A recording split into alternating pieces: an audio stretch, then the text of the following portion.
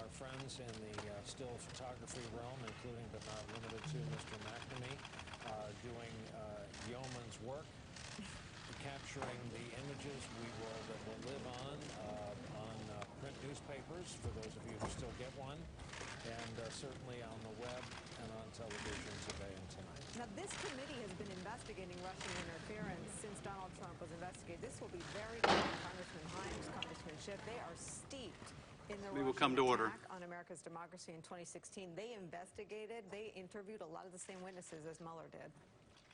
We'll get a brief opening statement from the chairman, Congressman Schiff of California, as soon as this armpit is cleared out and we hear from the witness. We will come to order. At the outset, and on behalf of my colleagues, I want to thank you, Special Counsel Mueller, for a lifetime of service to the country. Your report, for those who have taken the time to study it, is methodical and it is devastating. For it tells the story of a foreign adversary's sweeping and systematic intervention in a close U.S. presidential election. That should be enough to deserve the attention of every American, as you well point out. But your report tells another story as well. The story of the 2016 election is also a story about disloyalty to country, about greed, and about lies. Your investigation determined that the Trump campaign, including Donald Trump himself, knew that a foreign power was intervening in our election and welcomed it, built Russian meddling into their strategy, and used it. Disloyalty to country. Those are strong words, but how else are we to describe a presidential campaign which did not inform the authorities of a foreign offer of dirt on their opponent, which did not publicly shun it or turn it away, but which instead invited it, encouraged it, and made full use of it? That disloyalty may not have been criminal, constrained by uncooperative witnesses, the destruction of documents, and the use of encrypted communications. Your team was not able to establish each of the elements of the crime of conspiracy beyond a reasonable doubt. So not a provable crime in any event. But I think maybe something worse. A crime is the violation of law written by Congress. But disloyalty to country violates the very oath of citizenship, our devotion to a core principle on which our nation was founded, that we, the people, and not some foreign power that wishes us ill, we decide who governs us. This is also a story about money, about greed and corruption, about the leadership of a campaign willing to compromise the nation's interest, not only to win, but to make money at the same time. About a campaign chairman indebted to pro-Russian interests who tried to use his position to clear his debts and make millions. About a national security advisor using his position to make money from still other foreign interests. And about a candidate trying to make more money than all of them put together through a real estate project that to him was worth a fortune, hundreds of millions of dollars, and the realization of a lifelong ambition, a Trump Tower in the heart of Moscow. A candidate who, in fact, viewed his whole campaign as the greatest infomercial in history. Donald Trump and his senior staff were not alone in their desire to use the election to make money. For Russia, too, there was a powerful financial motive. Putin wanted relief from U.S. economic sanctions imposed in the wake of Russia's invasion of Ukraine and over human rights violations. The secret Trump Tower meeting between the Russians and senior campaign officials was about sanctions. The secret conversations between Flynn and the Russian ambassador were about sanctions. Trump and his team wanted more money for themselves, and the Russians wanted more money for themselves and for their oligarchs. But the story doesn't end here either. For your report also tells a story about lies. Lots of lies. Lies about a gleaming tower in Moscow and lies about talks with the Kremlin. Lies about the firing of FBI Director James Comey and lies about efforts to fire you, Director Mueller, and lies to cover it up. Lies about secret negotiations with the Russians over sanctions and lies about WikiLeaks. Lies about polling data and lies about hush money payments. lies about meetings in the Seychelles to set up secret back channels, and lies about a secret meeting in New York Trump Tower. Lies to the FBI, lies to your staff, and lies to this committee. Lies to obstruct an investigation into the most serious attack on our democracy by a foreign power in our history. That is where your report ends, Director Mueller, with a scheme to cover up, obstruct, and deceive every bit as systematic and pervasive as the Russian disinformation campaign itself, but far more pernicious, since this rot came from within. Even now, after 448 pages and 2 volumes, the deception continues. The President and his acolytes say your report found no collusion, though your report explicitly declined to address that question, since collusion can involve both criminal and non-criminal conduct. Your report laid out multiple offers of Russian help to the Trump campaign, the campaign's acceptance of that help, and overt acts in furtherance of Russian help. To most Americans, that is the very definition of collusion, whether it is a crime or not. They say your report found no evidence of obstruction, though you outline numerous actions by the President intended to obstruct the investigation. They say the President has been fully exonerated, though you specifically declare you could not exonerate him. In fact, they say your whole investigation was nothing more than a witch hunt, that the Russians didn't interfere in our election, that it's all a terrible hoax. The real crime, they say, is not that the Russians intervened to help Donald Trump, but that the FBI had the temerity to investigate it when they did. But worst of all, worse than all the lies and the greed, is the disloyalty to country. For that too continues. When asked if the Russians intervene again, will you take their help, Mr. President? Why not? Was the essence of his answer. Everyone does it. No, Mr. President, they don't. Not in the America envisioned by Jefferson, Madison, and Hamilton. Not for those who believe in the idea that Lincoln labored until his dying day to preserve, the idea animating our great national experiment, so unique then, so precious still, that our government is chosen by our people through our franchise and not by some hostile foreign power. This is what is at stake. Our next election, and the one after that, for generations to come, our democracy. This is why your work matters, Director Mueller.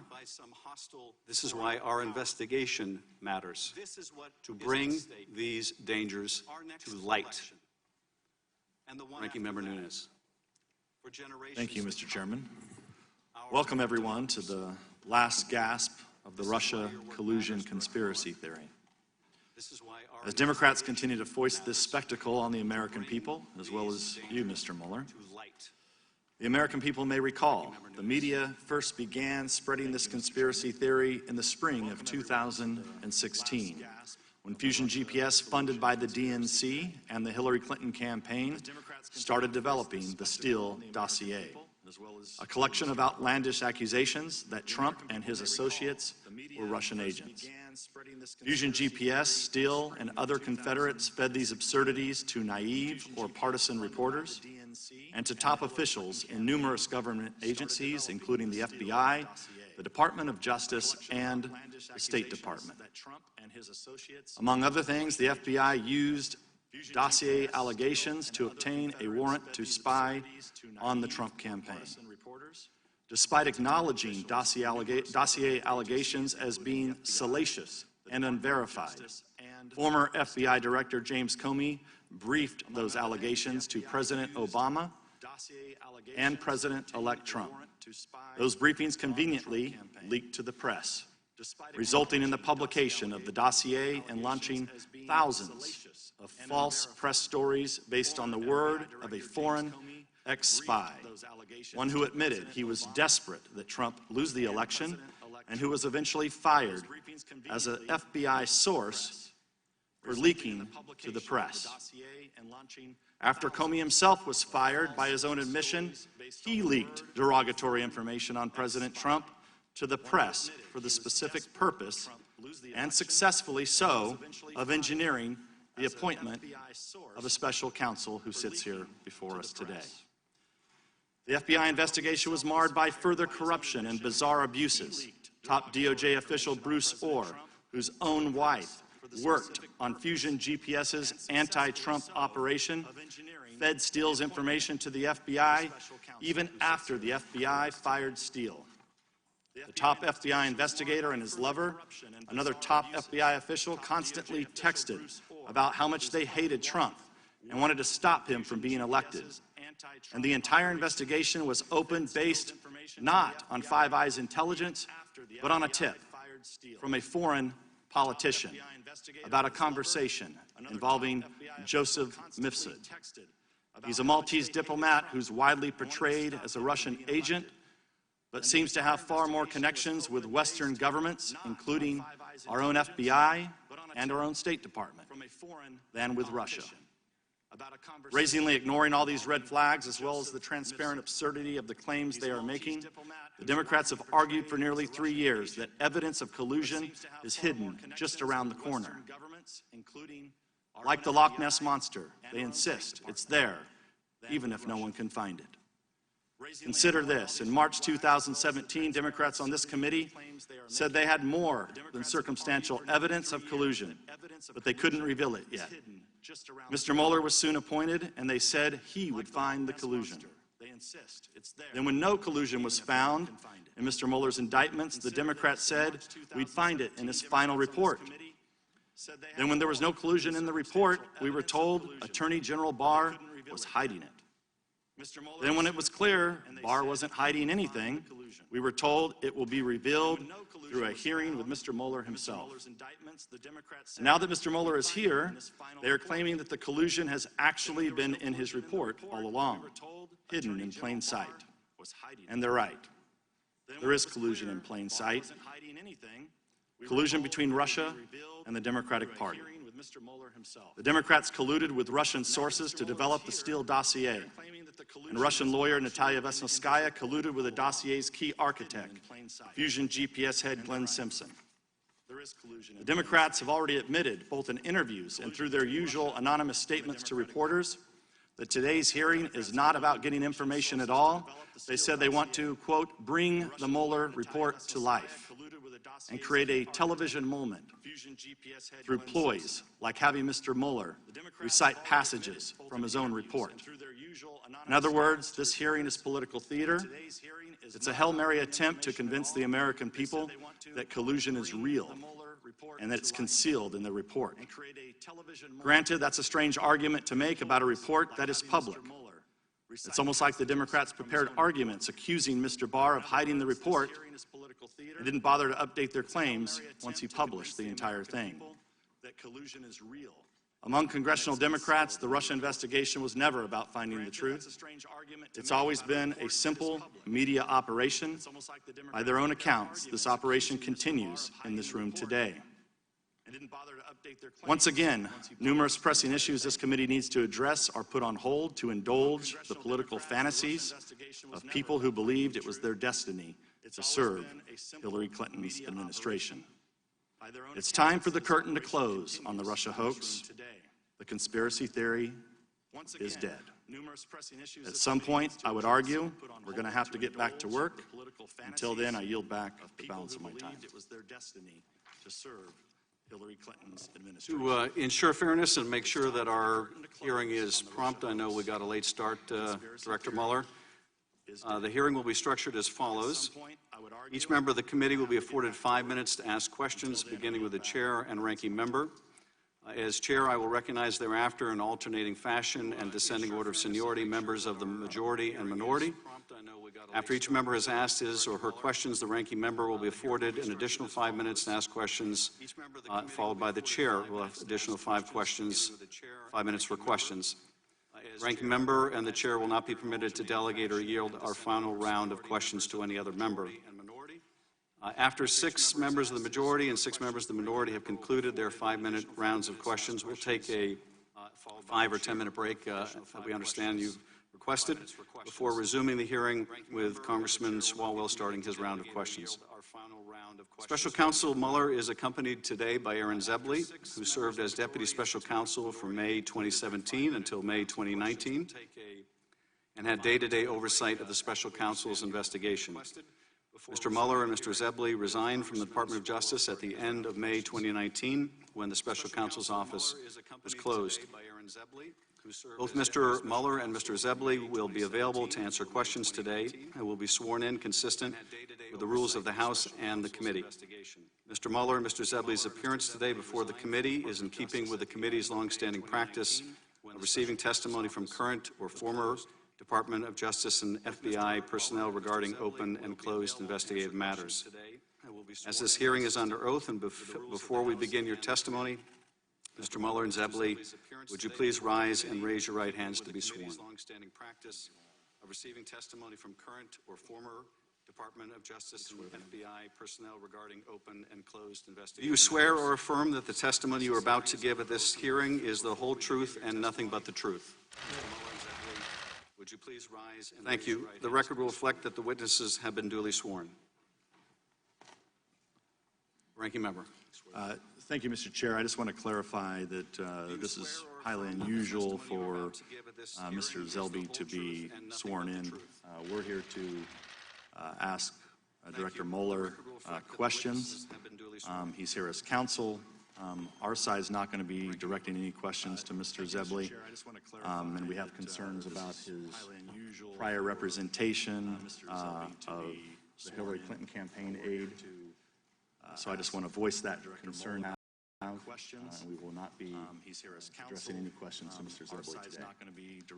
I thank the ranking member. I realize, as you probably do, Mr. Zebley, that there is an angry man down the street who's not happy about your being here today. But it is up to this committee and not anyone else who will be allowed to be sworn in and testify. And you are welcome as a private citizen to testify, and members may direct their questions to whoever they choose. With that,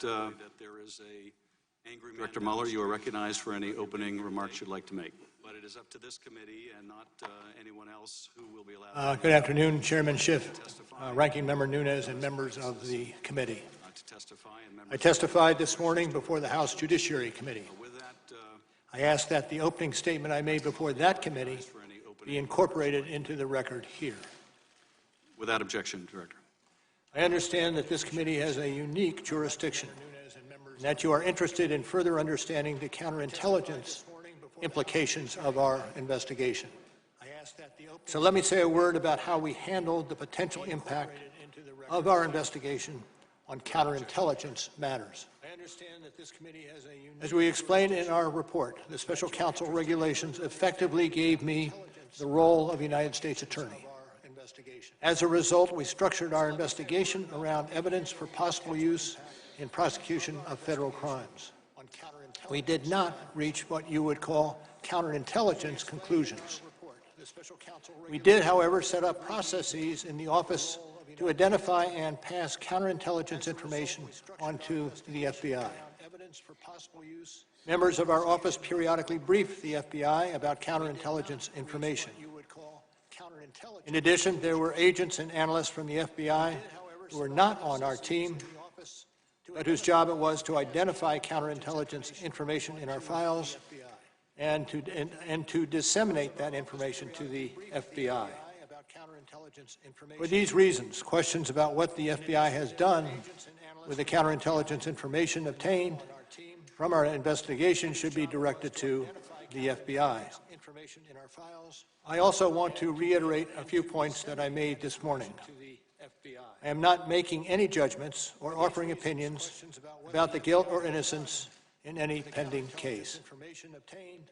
It is unusual for a prosecutor to testify about a criminal investigation, and given my role as a prosecutor, there are reasons why my testimony will necessarily be limited.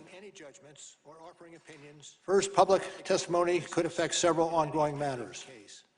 In some of these matters, court rules or judicial orders limit the disclosure of information to protect the fairness of the proceedings. And consistent with long-standing Justice Department policy, it would be inappropriate for me to comment in any way that could affect an ongoing matter. Second, the Justice Department has asserted privileges concerning investigative information and decisions, ongoing matters within the Justice Department, and deliberations within our office. These are Justice Department privileges that I will respect. The Department has released a letter discussing the restrictions on my testimony. I therefore will not be able to answer questions about certain areas that I know are of public interest. For example, I am unable to address questions about the opening of the FBI's Russia investigation, which occurred months before my appointment, or matters related to the so-called Steele dossier. These matters are the subject of ongoing review by the Department. Any questions on these topics should therefore be directed to the FBI or the Justice Department. Third, as I explained this morning, it is important for me to adhere to what we wrote in our report. The report contains our findings and analysis and the reasons for the decisions we made. We stated the results of our investigation with precision. I do not intend to summarize or describe the results of our work in a different way in the course of my testimony today. As I stated in May, I also will not comment on the actions of the Attorney General or of Congress. I was appointed as a prosecutor, and I intend to adhere to that role and to the Department standards that govern. Finally, as I said this morning, over the course of my career, I have seen a number of challenges to our democracy. The Russian government's efforts to interfere in our election is among the most serious. I am sure that the committee agrees. Now, before we go to questions, I want to add one correction to my testimony this morning. I want to go back to one thing that was said this morning by Mr. Liu, who said, and I quote, "You didn't charge the president because of the OLC opinion." That is not the correct way to say it. As we say in the report, and as I said at the opening, we did not reach a determination as to whether the president committed a crime. And with that, Mr. Chairman, I'm ready to answer questions. Thank you, Director Mueller. I recognize myself for 5 minutes. Director Mueller, your report describes a sweeping and systematic effort by Russia to influence our presidential election. Is that correct? That is correct. And during the course of this Russian interference in the election, the Russians made outreach to the Trump campaign, did they not? That occurred over the course of, that occurred. It's also clear from your report that during that Russian outreach to the Trump campaign, no one associated with the Trump campaign ever called the FBI to report it. Am I right? I don't know that for sure. In fact, the campaign welcomed the Russian help, did they not? I think we report in the report indications that occurred. Yes. No one associated with the president's son said when he was approached about dirt on Hillary Clinton that the Trump campaign would love it. That is generally what was said. Yes. In fact, the president himself called on the Russians to hack Hillary's emails. There was a statement by the president in those general lines. Yes. And numerous times during the campaign, the president praised the releases of the Russian-hacked emails through WikiLeaks. That did occur. Your report found that the Trump campaign planned, quote, a press strategy, communications campaign, and messaging, unquote, based on that Russian assistance. I am not familiar with that. That language comes from Volume 1, page 54. That did occur. Apart from the Russians wanting to help Trump win, several individuals associated with the Trump campaign were also trying to make money during the campaign and transition. Is that correct? That is true. Paul Manafort was trying to make money or achieve debt forgiveness from a Russian oligarch. Generally, that is accurate. Apart from the Russians, Michael Flynn was trying to make money from Turkey. True. Donald Trump was trying to make millions from a real estate deal in Moscow. To the extent you're talking about the hotel in Moscow? Yes. Yes. When your investigation looked into these matters, numerous Trump associates lied to your team, the grand jury, and to Congress? Number of persons that we interviewed in our investigation, it turns out, did lie. Mike Flynn lied? He was convicted of lying, yes. George Papadopoulos was convicted of lying? True. Paul Manafort was convicted of lying? True. Paul Manafort was, in fact, went so far as to encourage other people to lie? That is accurate. Manafort's deputy, Rick Gates, lied? That is accurate. Michael Cohen, the president's lawyer, was indicted for lying? True. He lied to stay on message with the president? Allegedly by him. And when Donald Trump called your investigation a witch hunt, that was also false, was it not? I'd like to think so, yes. Well, your investigation is not a witch hunt, is it? It is not a witch hunt. When the president said the Russian interference was a hoax, that was false, wasn't it? True. Allegedly by him. When he said it publicly, it was false? And when Donald Trump called your investigation He did say publicly that it was false, yes. And when he told it to Putin, that was false too, wasn't it? That I'm not familiar with. When the president said he had no business dealings with Russia, that was false, wasn't it? I'm not going to go into the details of the report that along those lines. But when the president said he had no business dealings with Russia, in fact, he was seeking to build a Trump Tower in Moscow, is he not? I think there is some question about when this was accomplished. Well, you would consider a billion-dollar deal to build a tower in Moscow to be business dealings, wouldn't you, Director Mueller? Absolutely. In short, your investigation found evidence that Russia wanted to help Trump win the election, right? I think generally that would be accurate. Russia informed campaign officials of that? I'm not certain to what conversations you're referring to. Well, through an intermediary, they informed Papadopoulos that they could help with the anonymous release of stolen emails? Accurate. Russia committed federal crimes in order to help Donald Trump? When you're talking about the computer crimes in the charge in our case, absolutely. The Trump campaign officials built their strategy, their messaging strategy around those stolen documents? Stolen emails?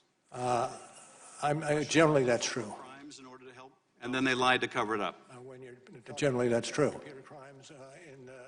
Thank you, Mr. Nunes. The Trump campaign officials. Thank you. Welcome, Director. As a former FBI director, you'd agree that the FBI is the world's most capable law enforcement agency. I would say yes. Generally, that's true. The FBI claims the counterintelligence investigation of the Trump campaign began on July 31st, 2016. But in fact, it began before that. In June 2016, before the investigation officially opened, Trump campaign associates Carter Page and Stephen Miller, a current Trump advisor, were invited to attend a symposium at Cambridge University in July 2016. Your office, however, did not investigate who was responsible for inviting these Trump associates to this symposium. Your investigators also failed to interview Stephen Schrage, an American citizen who helped organize the event and invited Carter Page to it. Is that correct? Can you repeat the question? Whether or not you interviewed Stephen Schrage, who organized the Cambridge. In those areas, I am going to stay away from. The first Trump associate to be investigated was General Flynn. Many of the allegations against him stem from false media reports that he had an affair with a Cambridge academic, Svetlana Lokova, and that Lokova was a Russian spy. Some of these allegations were made public in a 2017 article written by British intelligence historian Christopher Andrew. Your report fails to reveal how or why Andrew and his collaborator, Richard Dearlove, former head of Britain's MI6, spread these allegations. And you failed to interview Svetlana Lokova about these matters. Is that correct?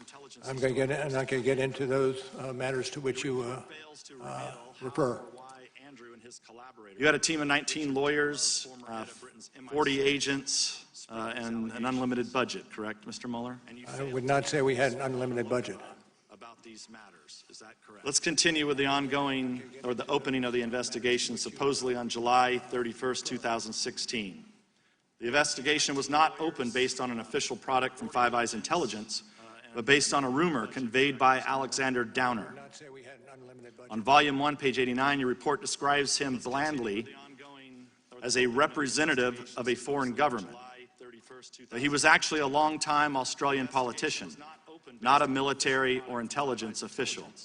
who had previously arranged a $25 million donation to the Clinton Foundation and has previous ties to Dearlove.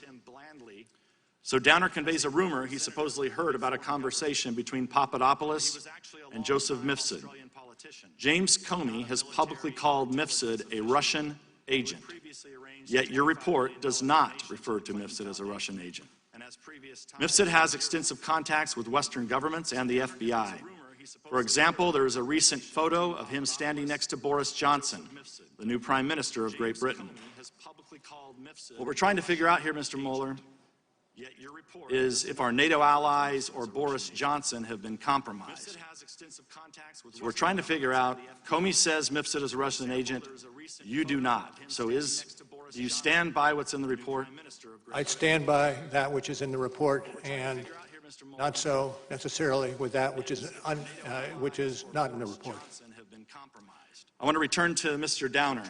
He denies that Papadopoulos mentioned anything to him about Hillary Clinton's emails, and in fact, Mifsud denies mentioning to them that to Papadopoulos. He denies that Papadopoulos mentioned anything to him about Hillary Clinton's emails. And in fact, Mifsud denies mentioning them to Papadopoulos in the first place. So how does the FBI know to continually ask Papadopoulos about Clinton's emails for the rest of 2016? Even more strangely, your sentencing memo on Papadopoulos blames him for hindering the FBI's ability to potentially detain or arrest Mifsud. But the truth is, Mifsud waltzed in and out of the United States in December 2016. The U.S. media could find him, the Italian press found him, and he's a supposed Russian agent at the epicenter of the purported collusion conspiracy. He's the guy who knows about Hillary Clinton's emails and that the Russians have them. But the FBI failed to question him for a half a year after officially opening the investigation. And then, according to Volume 1, page 193 of your report, once Mifsud finally was questioned, he made false statements to the FBI. But you declined to charge him. Is that correct? You did not indict Mr. Mifsud? I'm not going to speak to the series of happenings as you articulated them. But you did not indict Mr. Mifsud? Time of the gentleman has expired. Pardon? You did not indict Mr. Mifsud? True. But you declined Mr. Himes. to charge him. Director Mueller, thank you for your lifetime of service to this country, and thank you for your perseverance and patience today. Director, your report opens with two statements of remarkable clarity and power. The first statement is one that is, as of today, not acknowledged by the President of the United States, and that is, quote, the Russian government interfered in the 2016 presidential election in sweeping and systematic fashion. The second statement remains controversial amongst members of this body, same page on your report, and I quote, the Russian government perceived it would benefit from a Trump presidency and worked to secure that outcome. Do I have that statement right? I believe so. Director Mueller, this attack on our democracy involved, as you said, two operations. First, a social media disinformation campaign. This was a targeted campaign to spread false information on places like Twitter and Facebook. Is that correct? That's correct. Facebook estimated, as per your report, that the Russian fake images reached 126 million people. Is that correct? I believe that's the sum that we record. Director, who did the Russian social media campaign ultimately intend to benefit? Hillary Clinton or Donald Trump? Donald Trump. The second operation, Director... Let me just say Donald Trump, but there were instances where Hillary Clinton was subject to much the same behavior. The second operation in the Russian attack was a scheme, what we call the hack and dump, to steal and release hundreds of thousands of emails from the Democratic Party and the Clinton campaign. Is that a fair summary? That is. Did your investigation find that the releases of the hacked emails were strategically timed to maximize impact on the election? I'd have to refer you to our report on that question. Page 36, I quote, the release of the documents was designed and timed to interfere with the 2016 U.S. presidential election. Mr. Mueller, which presidential candidate was Russia's hacking and dumping operation designed to benefit, Hillary Clinton or Donald Trump? Mr. Trump. Mr. Mueller, is it possible that this sweeping and systematic effort by Russia actually had an effect on the outcome of the presidential election? Those issues are being or have been investigated by other entities. 126 million Facebook impressions, fake rallies, attacks on Hillary Clinton's health. Would you rule out that it might have had some effect on the election? I'm not going to speculate. Mr. Mueller, your report describes a third avenue of attempted Russian interference. That is, the numerous links and contacts between the Trump campaign and individuals tied to the Russian government. Is that correct? Could you repeat that question? Your report describes what is called a third avenue of Russian interference, and that's the links and contacts between the Trump campaign and individuals tied to the Russian government. Yes. Let's bring up slide 1, which is about George Papadopoulos, and it reads, on May 6, 2016, 10 days after that meeting with Mifsud, much discussed today, Papadopoulos suggested to a representative of a foreign government that the Trump campaign had received indications from the Russian government that it could assist the campaign through the anonymous release of information that would be damaging to Hillary Clinton. And Director, that's exactly what happened 2 months later, is it not? Well, I can speak to the excerpt that you have on the screen as being accurate from the report, but not the second half of your question. Well, the second half, just to refer to page 6 of the report, is that on July 22nd, through WikiLeaks, thousands of these emails that were stolen by the Russian government appeared, correct? That's on page 6 of the report. I can speak to the excerpt that you have on the screen as being accurate from the report, but not... This is the WikiLeaks posting of those emails. I can't find it quickly, but please continue. Okay. So just to be clear, before the public or the FBI ever knew, the Russians previewed for a Trump campaign official, George Papadopoulos, that they had stolen emails that they could release anonymously to help Donald Trump and hurt Hillary Clinton. Is that correct? I'm not going to speak to that.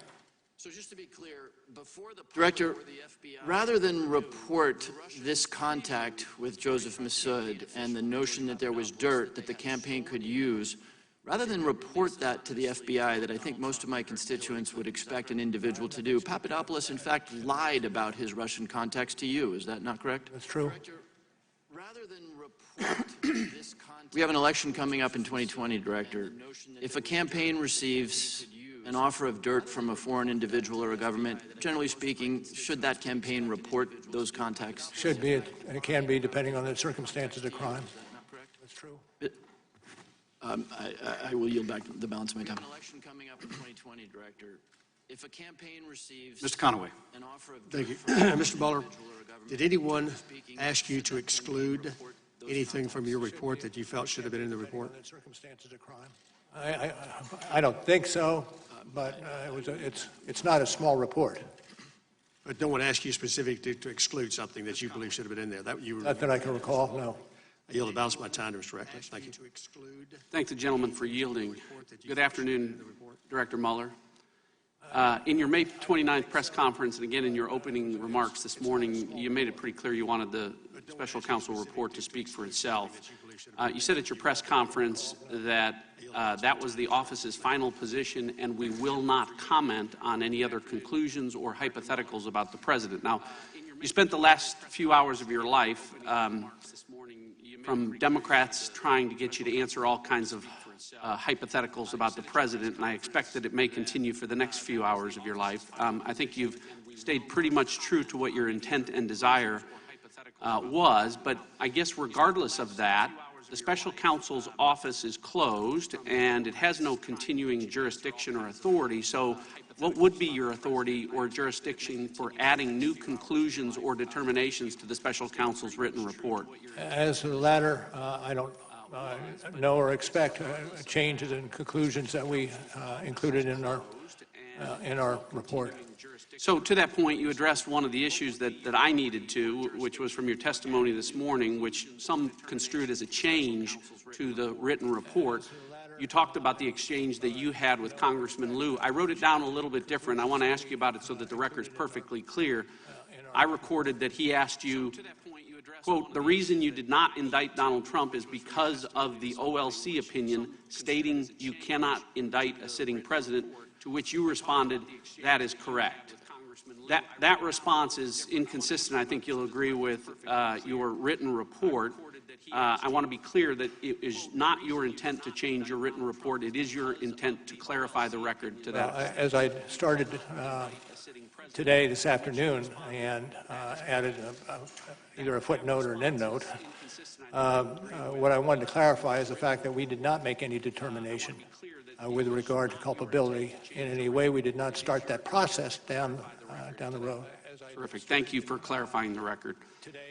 A stated purpose of your appointment as special counsel was to ensure a full and thorough investigation of the Russian government efforts to interfere in the 2016 presidential election. As part of that full and thorough investigation, what determination did the special counsel office make about whether the Steele dossier was part of the Russian government efforts to interfere in the 2016 presidential election? Again, when it comes to Mr. Steele, I defer to the Department of Justice. Well, first of all, Director, I very much agree with your determination that Russia's efforts were sweeping and systematic. I think it should concern every American. That's why I want to know just how sweeping and systematic those efforts were. I want to find out if Russia interfered with our election by providing false information through sources to Christopher Steele about a Trump conspiracy that you determined didn't exist. Well, again, I'm not going to discuss the issues with regard to Mr. Steele. And in terms of a portrayal of the conspiracies, we returned 2 indictments in the computer crimes arena, one GRU and another active measures, in which we lay out in excruciating detail what occurred in those 2 rather large conspiracies. I agree with respect to that, but why this is important is an application and 3 renewal applications were submitted by the United States government to spy or surveil on Trump campaign Carter associate, or Carter Page, and on all 4 occasions the United States government submitted the Steele dossier as a central piece of evidence with respect to that.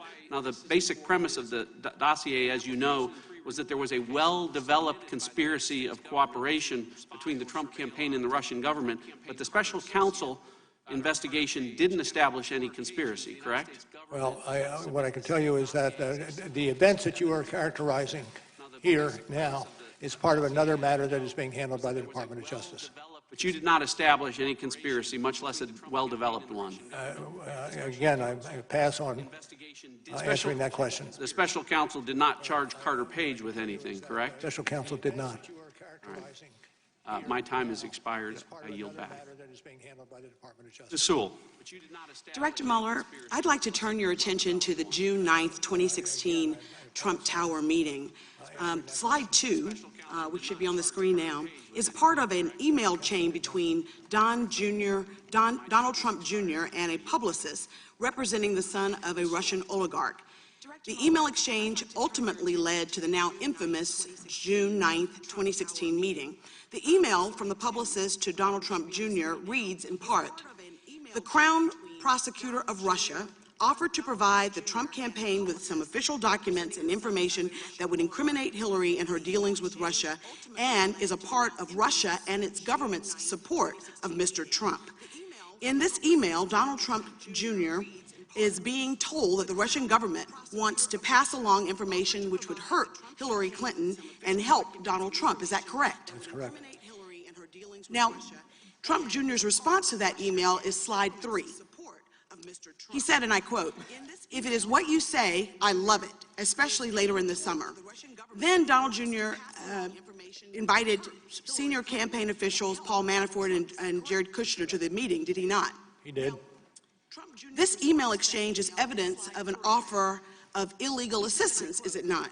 I cannot adopt that characterization. But isn't it against the law for a presidential campaign to accept anything of value from a foreign government? Generally speaking, yes, but generally the cases are unique. Well, you say in page 184 in volume 1 that the federal campaign finance law broadly prohibits foreign nationals from making contributions, etc. And then you say that foreign nationals may not make a contribution or donation of money or anything of value. It says clearly in the report itself. Thank you. Now, let's turn to what actually happened at the meeting. When Donald Trump Jr. and the others got to the June 9th meeting, they realized that the Russian delegation didn't have the promised quote-unquote dirt. In fact, they got upset about that, did they not? It said, Generally, yes. Thank you. You say in volume 1, page 118, that Trump Jr. asked, what are we doing here? What do they have on Clinton? And during the meeting, Kirshner actually texted Manafort saying it was, quote, a waste of time, end quote. Is that correct? I believe it's in the report along the lines you specify. So to be clear, top Trump campaign officials learned that Russia wanted to help Donald Trump's campaign by giving him dirt on his opponent. Trump Jr. said, loved it. Then he and senior officials held a meeting with the Russians to try to get that Russian help. But they were disappointed because the dirt wasn't as good as they had hoped. So to the next step, did anyone, to your knowledge, in the Trump campaign ever tell the FBI of this offer? Trump Jr. said loved it. I don't believe so.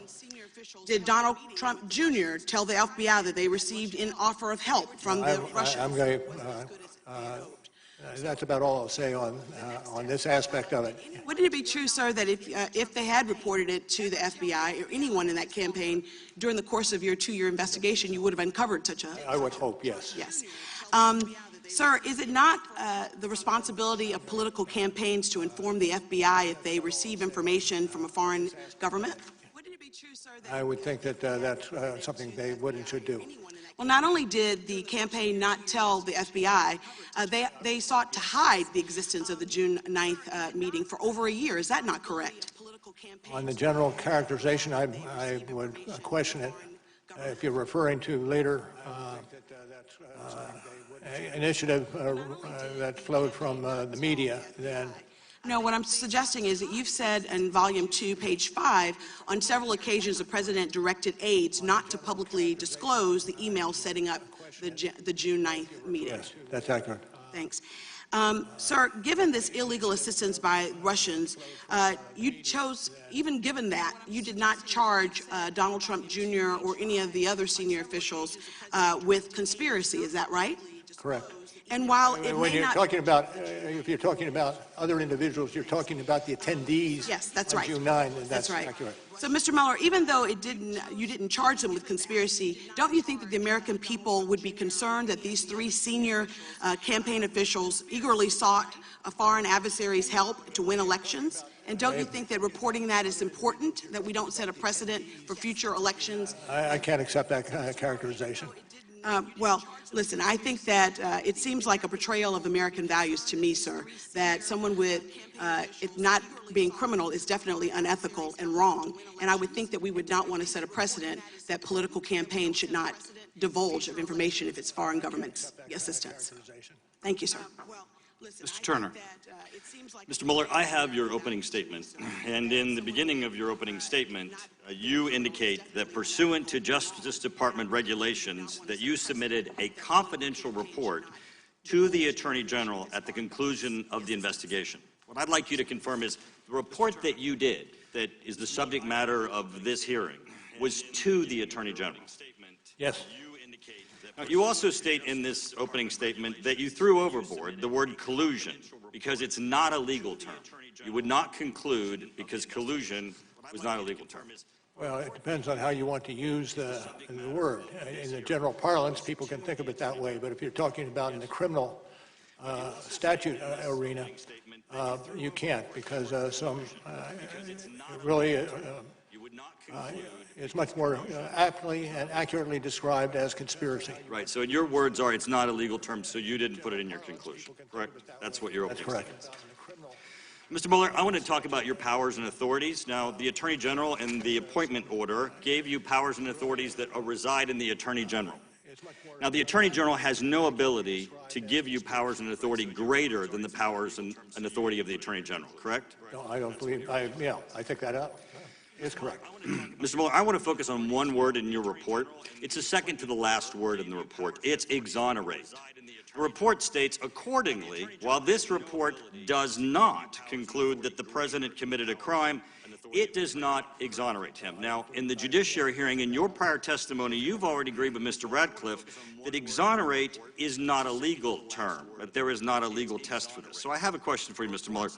Mr. Mueller, does the Attorney General have the power or authority to exonerate? Now, what I'm putting up here is the United States Code. This is where the Attorney General gets his power, and the Constitution, and the annotated cases of these, which we've searched. We even went to your law school, because I went to Case Western, but I thought maybe your law school teaches it differently, and we got the criminal law textbook from your law school. Mr. Mueller, nowhere in these, because we had them scanned, is there a process or description on exonerate. There's no office of exoneration at the Attorney General's office.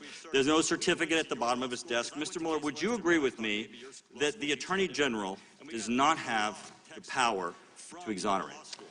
I'm going to pass on that. Why? Because it embroils us in a legal discussion, and I'm not prepared to do a legal discussion in that arena. Well, Mr. Mueller, you would not disagree with me when I say that there is no place that the Attorney General has the power to exonerate, and he's not been given that authority. You would not. Yeah, and I'm not going to. I take your question. Great. Well, the one thing that I guess is that the Attorney General probably knows that he can't exonerate either. And that's the part that kind of confuses me. Because if the Attorney General doesn't have the power to exonerate, then you don't have the power to exonerate, and I believe he knows he doesn't have the power to exonerate. And so this is the part that I don't understand. If your report is to the Attorney General, and the Attorney General doesn't have the power to exonerate, and he does not, and he knows that you do not have that power, you don't have to tell him that you're not exonerating the president. He knows this already. So then that kind of changed the context of the report. No, we included in the report for exactly that reason. He may not know it, and he should know it. So you believe that the Attorney Bill Barr believes that somewhere in the hallways of the Department of Justice there's an office of exoneration? No, that's not what I said. Well, I believe he knows, and I don't believe you put that in there for Mr. Barr. I think you put that in there for exactly what I'm going to discuss next, and that is, so the Washington Post yesterday, when speaking of your report, the article said Trump could not be exonerated of trying to obstruct the investigation itself. That's not what I said. Trump could not be exonerated. Now, that statement is correct, Mr. Mueller, isn't it, in that no one can be exonerated? The reporter wrote this, that this reporter can't be exonerated. Mr. Mueller, you can't be exonerated. In fact, in our criminal justice system, there is no power or authority to exonerate. Now, this is my concern, Mr. Mueller. This is the headline on all of the news channels while you were testifying today. Mueller, Trump was not exonerated. Now, Mr. Mueller, what you know is that this can't say Mueller exonerated Trump, because you don't have the power or authority to exonerate Trump. You have no more power to declare him exonerated than you have the power to declare him Anderson Cooper. So the problem that I have here is that since there's no one in the criminal justice system that has that power, the president pardons, he doesn't exonerate. Courts and juries don't declare innocent, they declare not guilty. They don't even declare exoneration. The statement about exoneration is misleading, and it's meaningless, and it colors this investigation one word out of the entire portion of your report, and it's a meaningless word that has no legal meaning, and it has colored your entire report. Time of the gentleman has expired. They don't even declare exoneration. Mr. Carson. Thank you, Chairman. Thank you, Director Mueller, for your years of service to our country.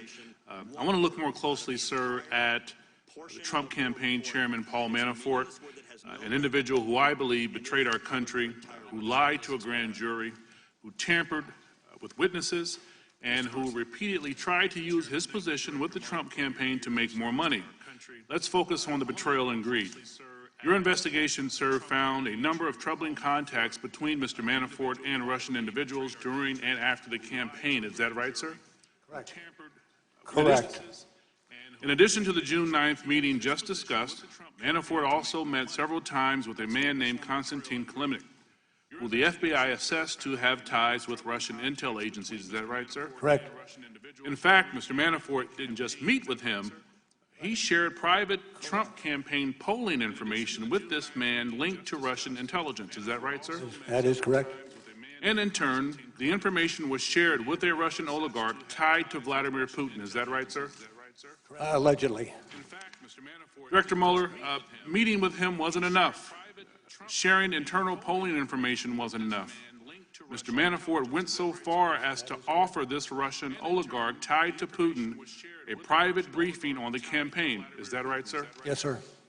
And finally, Mr. Manafort also discussed internal campaign strategy on 4 battleground states, Michigan, Wisconsin, Pennsylvania, and Minnesota, with the Russian intelligence-linked individual. Did he not, sir?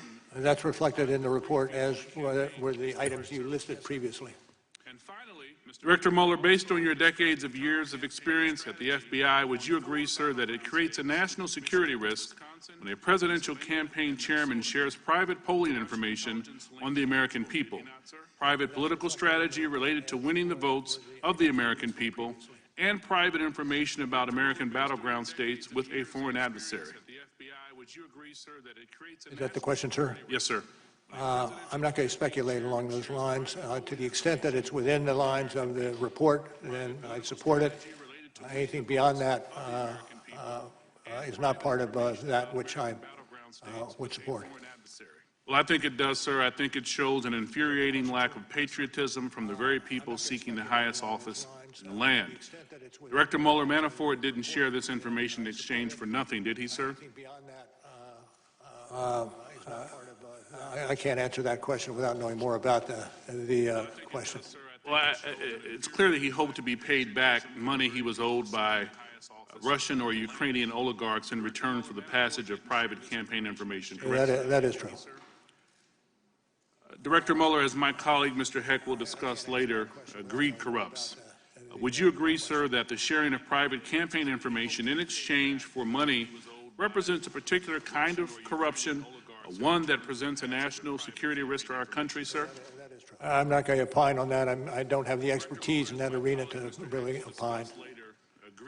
Would you agree, sir, that Manafort's contacts with Russians close to Vladimir Putin and his efforts to exchange private information on Americans for money left him vulnerable to blackmail by the Russians? I think generally so, that would be the case. Would you agree, sir, that these acts demonstrated a betrayal of the democratic values of our country rests on? I can't agree with that. Director Mueller, Not that it's not true, but I cannot agree with it. yes, sir. Director Mueller, well, I can tell you that in my years of experience as a law enforcement officer and as a member of Congress, fortunate to serve on the Intel Committee, I know enough to say yes. Trading political secrets for money with a foreign adversary can corrupt, and it can leave you open to blackmail, and it certainly represents a betrayal of the values underpinning our democracy. I want to thank you for your service again, Director Mueller. We appreciate you for coming today. I yield back, Chairman. I know enough to say yes. Trading political secrets for money. Dr. Wenstrup. Thank you, Mr. Chairman. Thank you, Mr. Mueller, for being here today. Mr. Mueller, is it accurate to say your investigation found no evidence that members of the Trump campaign were involved in the theft or publication of Clinton campaign-related emails? I yield back, Chairman. Can you read, or can you repeat the question? Is it accurate to say your investigation found no evidence that members of the Trump campaign were involved in the theft or publication of the Clinton campaign-related emails? I don't know. I don't know what the, well. Well, Volume 1, page 5, the investigation did not establish that members of the Trump campaign conspired or coordinated with the Russian government in its election interference activities. So it would therefore be inaccurate, based on this, to describe that finding as open to doubt, that finding being that a Trump campaign was involved with theft or publication of the Clinton campaign emails. Are you following that, sir? I do believe I'm following it, but it is that portion or that matter, it does not fall within our jurisdiction or fall within our investigation. Well, based on what your report says, Volume 1, page 5, I just want to be clear that open to doubt is how the committee Democrats described this finding in their minority views to our 2018 report, and it kind of flies in the face of what you have in your report. But so is it accurate also to say the investigation found no documentary evidence that George Papadopoulos told anyone affiliated with the Trump campaign about Joseph Mifsid's claims that the Russians had dirt on candidate Clinton? Let me turn that over to Mr.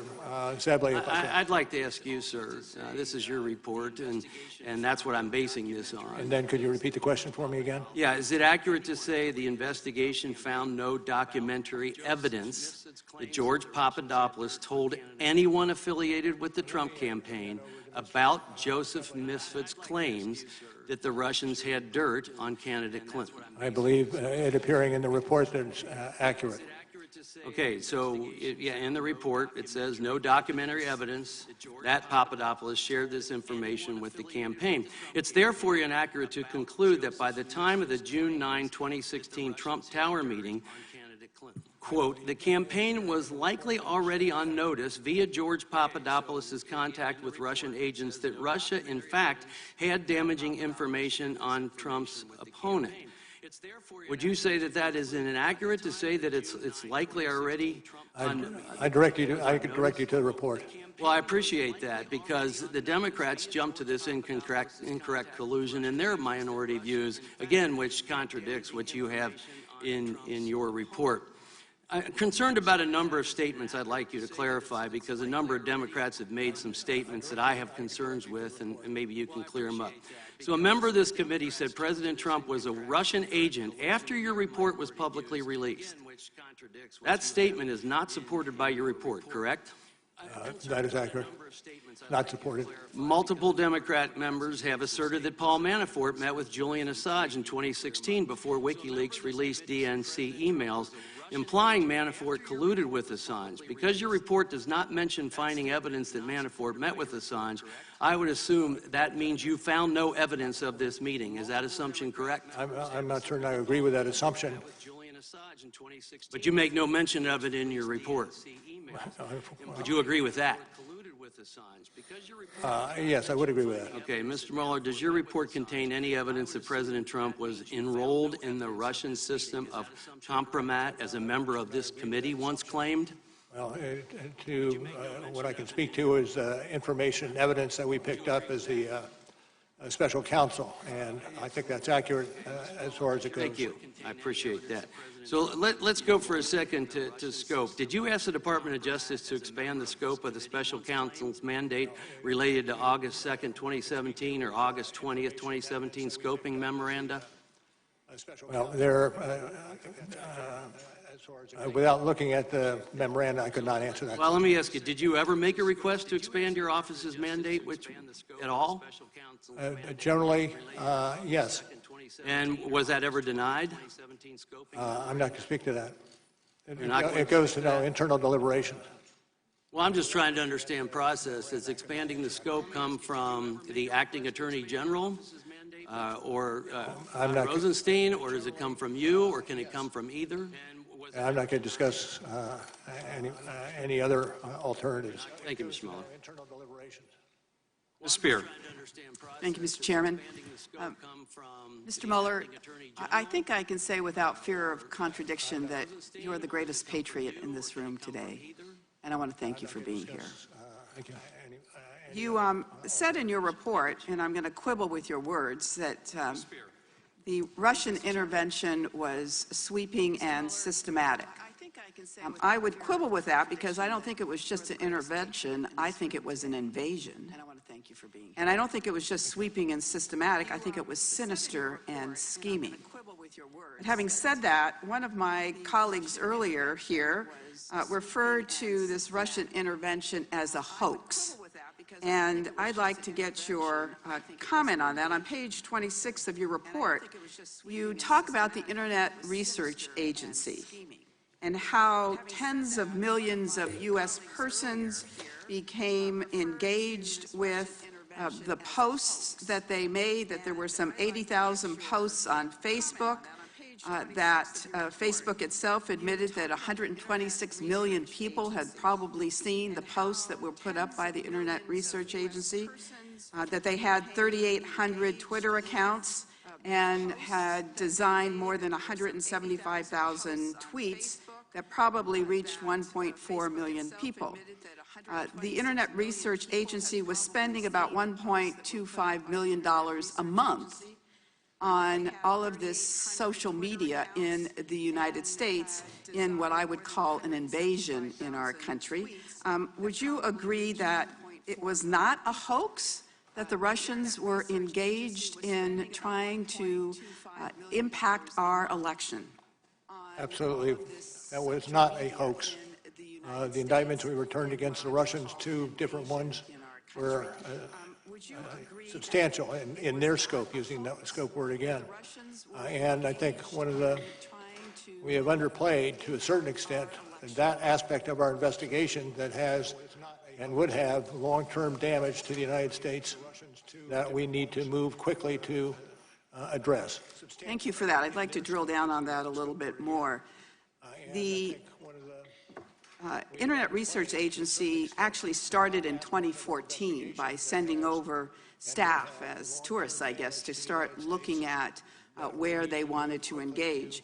And there are many that suggest, and I'm interested in your opinion, as to whether or not Russia is presently in the United States looking for ways to impact the 2020 election. I can't speak to that. That would be in levels of classification. All right. Let me ask you this.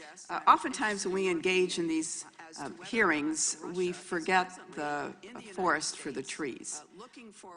You have a very large report here of over 400 pages. Most Americans have not read it. We have read it. Actually, the FBI director yesterday said he hadn't read it, which was a little discouraging. But on behalf of the American people, I want to give you a minute and 39 seconds to tell the American people what you would like them to glean from this report. Well, we spent substantial time assuring the integrity of the report, understanding that it would be our living message to those who come after us. But it also is a signal, a flag to those of us who have some responsibility in this area to exercise those responsibilities swiftly and don't let this problem continue to linger as it has over so many years. All right. You didn't take the whole amount of time, so I'm going to yield the rest of my time to the chairman. I thank the gentleman for yielding. Dr. Mueller, I wanted to ask you about conspiracy. Generally, a conspiracy requires an offer of something illegal, the acceptance of that offer, and an overt act in furtherance of it. Is that correct? Correct. And Don Jr. was made aware that the Russians were offering dirt on his opponent, correct? I don't know that for sure, but one would assume, given his presence at the meeting. And when you say that you would love to get that help, that would constitute an acceptance of the offer? It's a wide open request. And it would certainly be evidence of an acceptance if you say, when somebody offers you something illegal and you say, I would love it, that would be considered evidence of an acceptance. You stay away from any addressing one particular or 2 particular situations. Well, this particular situation, well, I'll have to continue in a bit. Now yield to Mr. Stewart.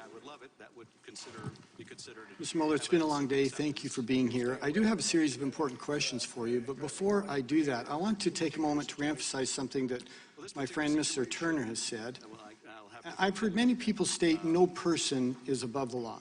And many times recently they add not even the president, which I think is blazingly obvious to most of us. I'm having a little problem hearing you, sir. Is this better? That is better, thank you. I want you to know I agree with this statement that no person is above the law.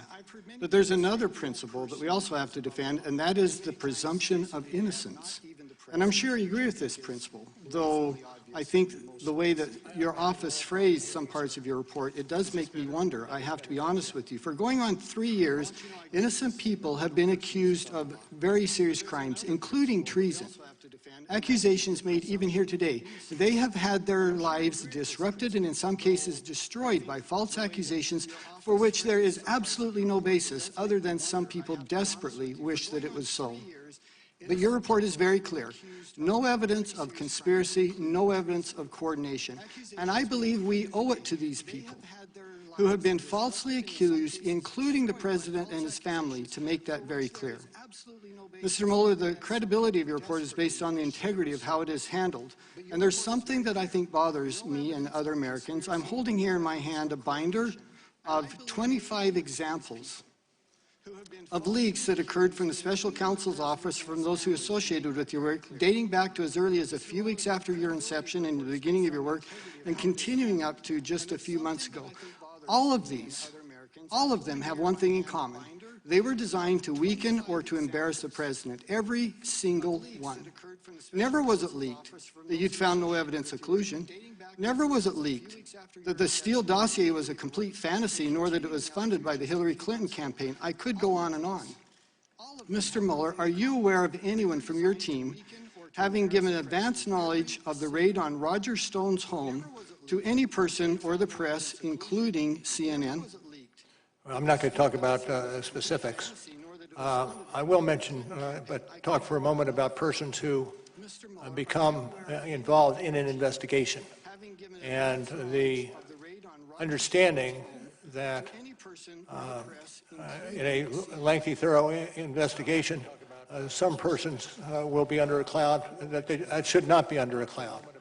And one of the reasons for emphasizing, as I have, the speed of an election, or not election, the speed of an investigation, is that so those persons who are disrupted as a result of the... I appreciate that, but I do have a series of questions. With the result of that investigation. Thank you, and you're right, it is a cloud, and it's an unfair cloud for dozens of people. But to my point, are you aware of anyone providing information to the media regarding the raid on Roger Stone's home, including CNN? I'm not going to speak to that. Okay. Mr. Mueller, you sent a letter dated March 27th to Attorney General Barr in which you claimed the Attorney General's memo to Congress did not fully capture the context of your report. You stated earlier today that response was not authorized. Did you make any effort to determine who leaked this confidential letter? No, and I'm not certain. This is the letter of March 27th? Yes, sir.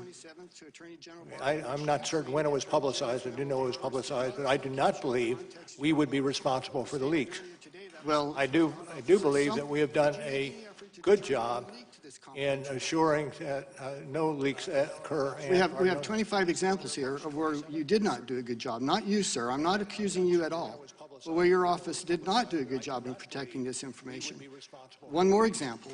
Do you know anyone who anonymously made claims to the press that Attorney General Barr's March 24th letter to Congress had been misrepresented or misrepresented the basis of your report? And what was the question?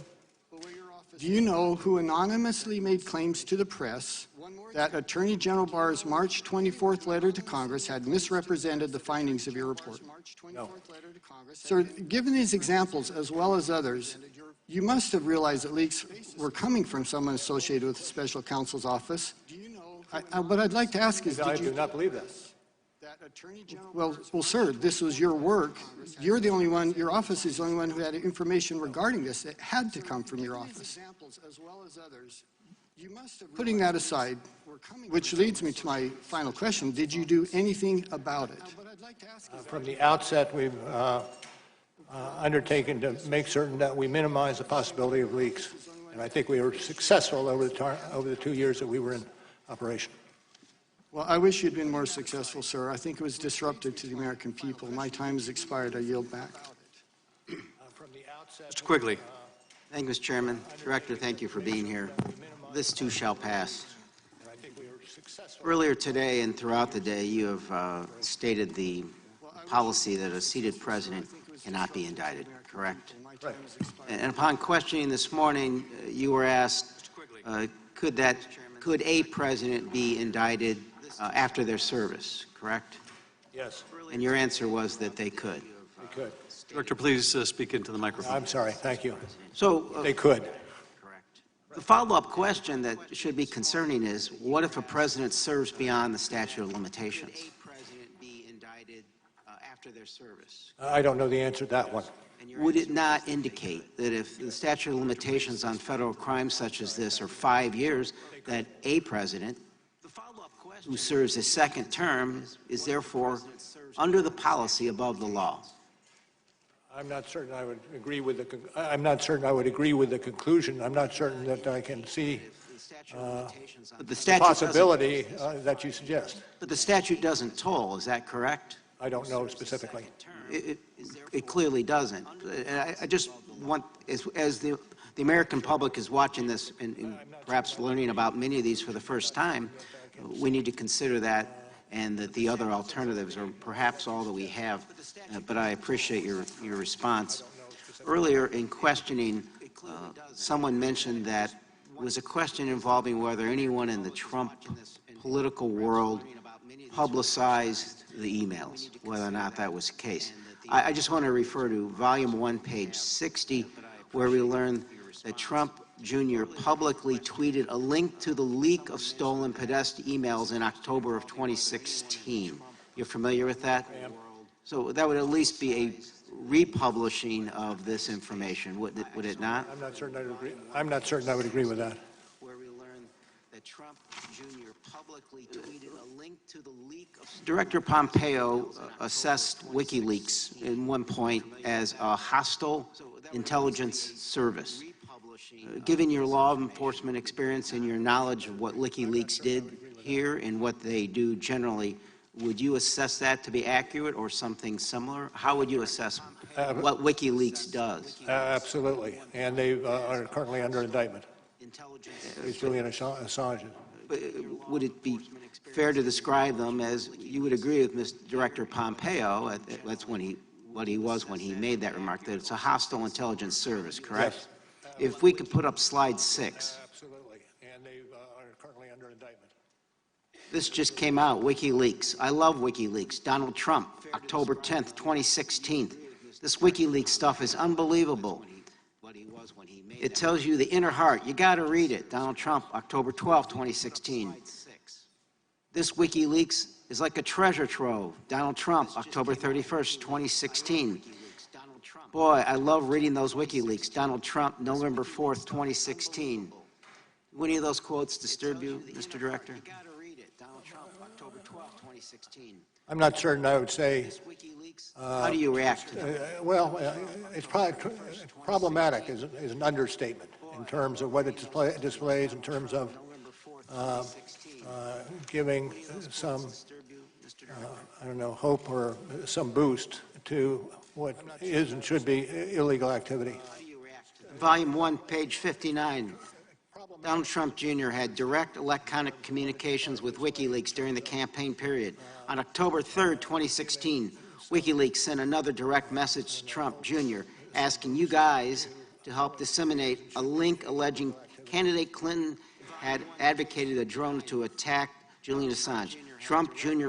responded that, quote, he had already done so. Same question. This behavior, at the very least, disturbing your reaction? Disturbing and also subject to investigation. Could it be described as aid and comfort to a hostile intelligence service, sir? I wouldn't categorize it with any specificity. This behavior, at the very least, I yield the balance to the chairman, please. Not sure I can make good use of 27 seconds, but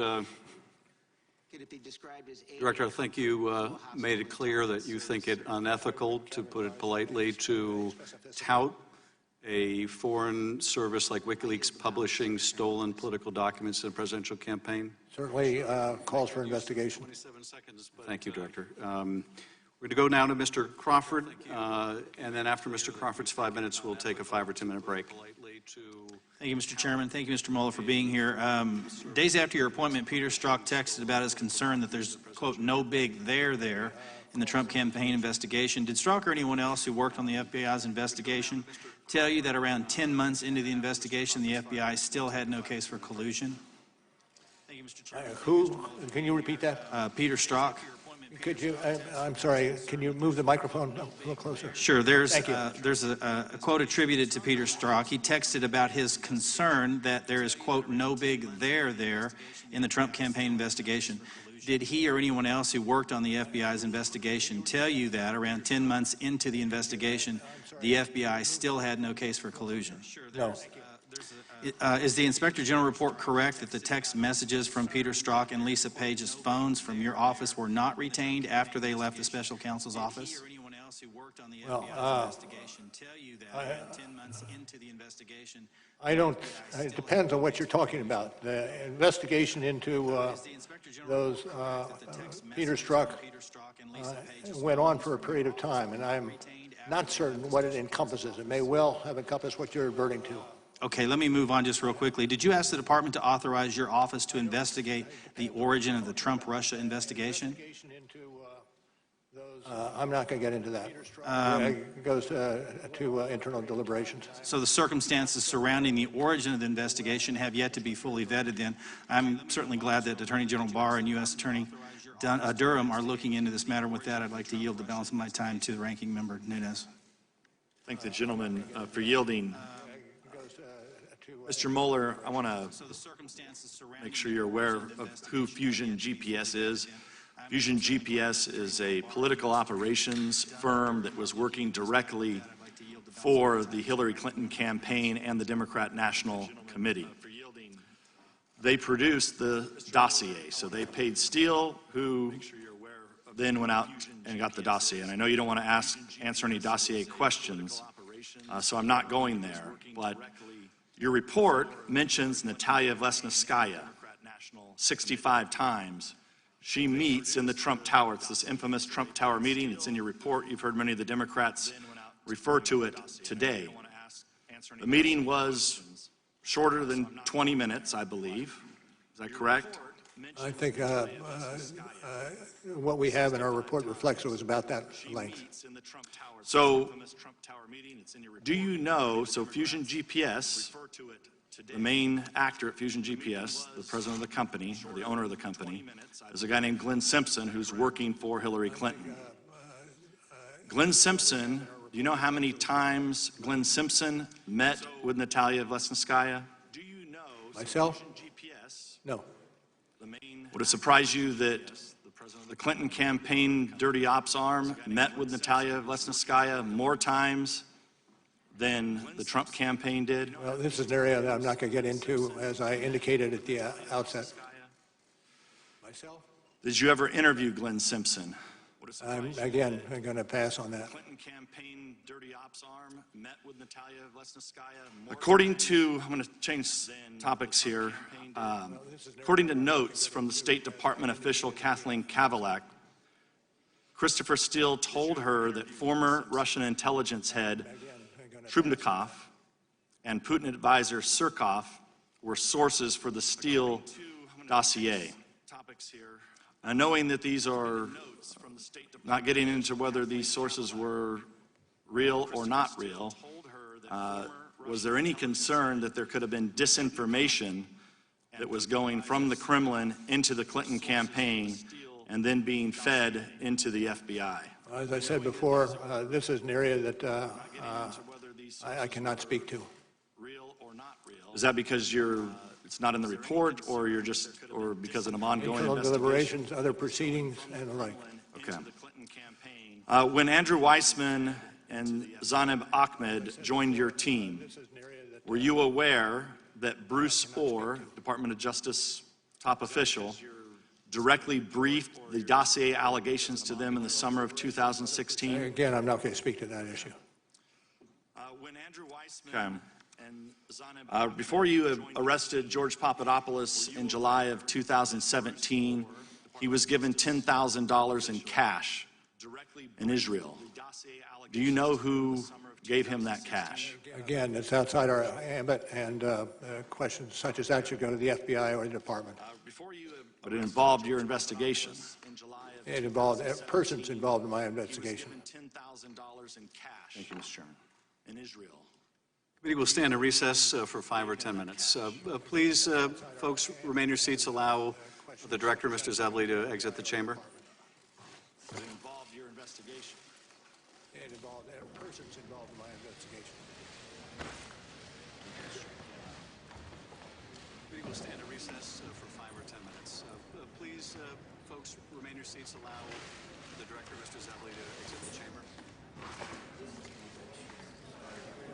You heard the man, the chairman, at a brief break here, allowing us to look back at what we just witnessed in the San Francisco.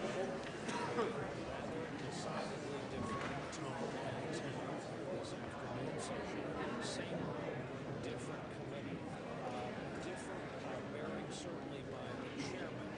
The takeaway, two of the quotes I'm looking at that I wrote down, it is not a witch hunt. It was not a hoax. The Democrat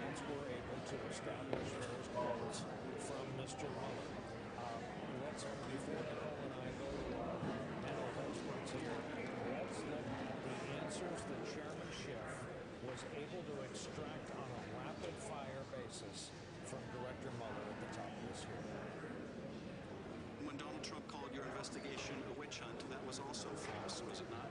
I do think so, yes. Well, your investigation is not a witch hunt, is it? It's not a witch hunt. When the president said the Russian interference was a hoax, that was false, wasn't it? When he said it publicly, it was false. He did say publicly that it was false, yes. And when he told it to Putin, that was false too, wasn't it? When the president said he had no business dealings with Russia, that was false, wasn't it? I'm not going into the details of the report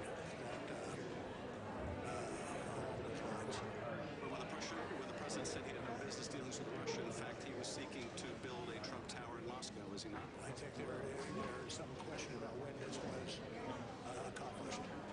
You would consider a billion-dollar deal to build a tower in Moscow to be business dealings, wouldn't you, Dr. Mueller? Absolutely. So here we are back again. We have some new friends joining us. Mimi Roper, former U.S. Attorney and the former Assistant U.S. Attorney, Southern District of New York, now with the Pace University School of Law. Neil Contiel, former acting Solicitor General for other federal for serving New York, against Richard Senators from the great state of Missouri.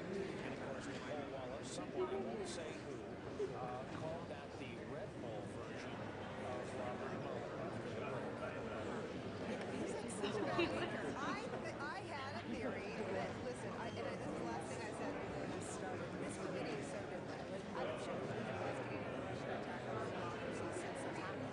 So Adam Schiff is as steeped in the substance as Robert Mueller. This was much more a conversation between two professionals who share the same concerns about the gravity of the Russian attack on the 2016 elections in this country. So this felt different because it was different.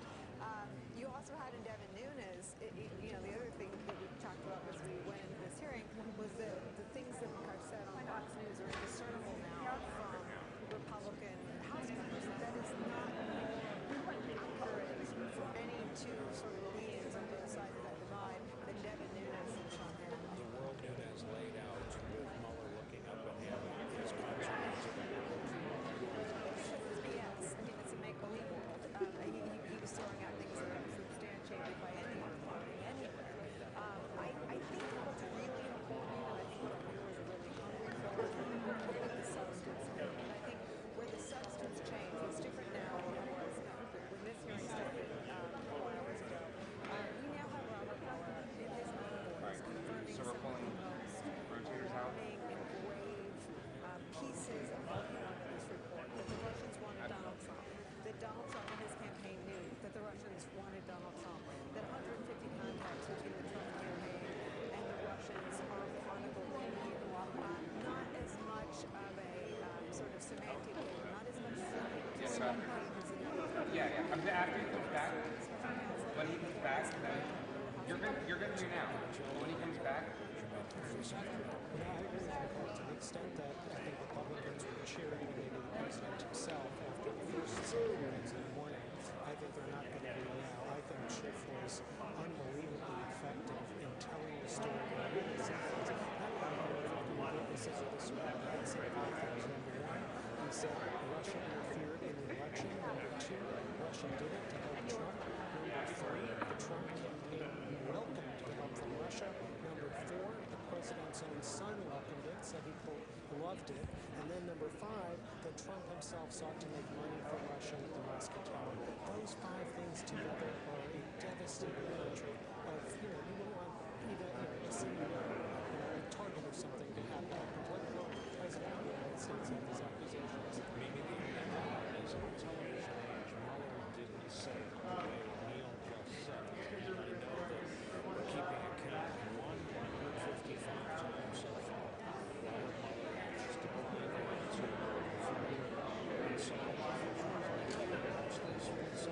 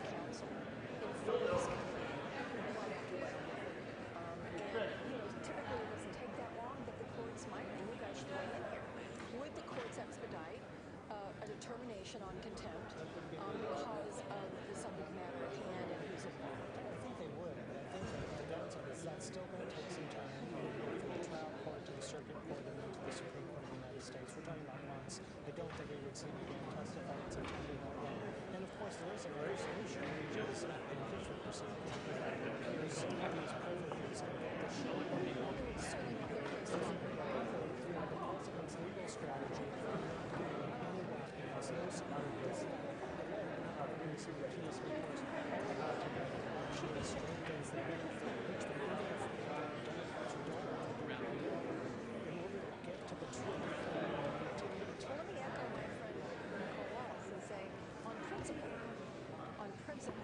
they should begin the impeachment. And Pelosi could always say, you know, this will strengthen our legal to get the impeachment.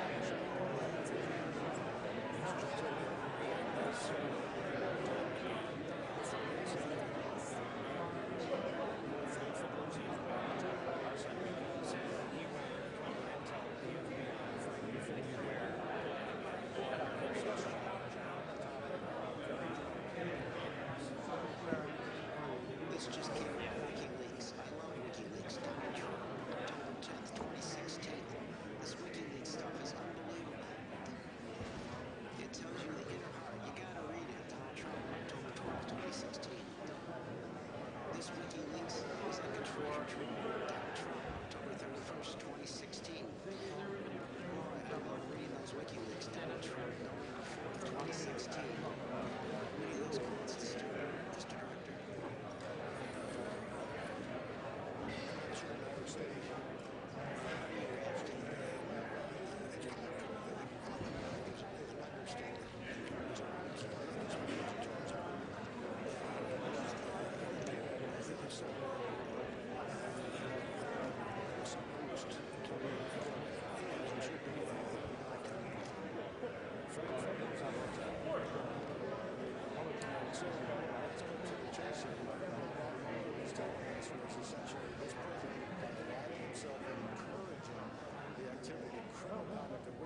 Was giving them a boost, encouraging them to do what they needed to do. And make no mistake, we have a president that not only has aligned himself with Putin and other adversaries, but has publicly aligned himself with WikiLeaks.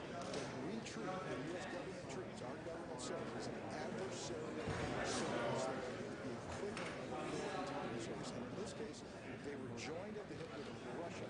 They are a mercenary for hire. They will break in and steal and distribute whatever you need done if they feel like doing that. And Bob Mueller, again, may not be coming across as a strong opponent of anything right now, but he strongly said this president gave these bad guys a boost. So, Nicole Wallace, to Frank's last point, Bob Mueller may not be coming across in a strong manner.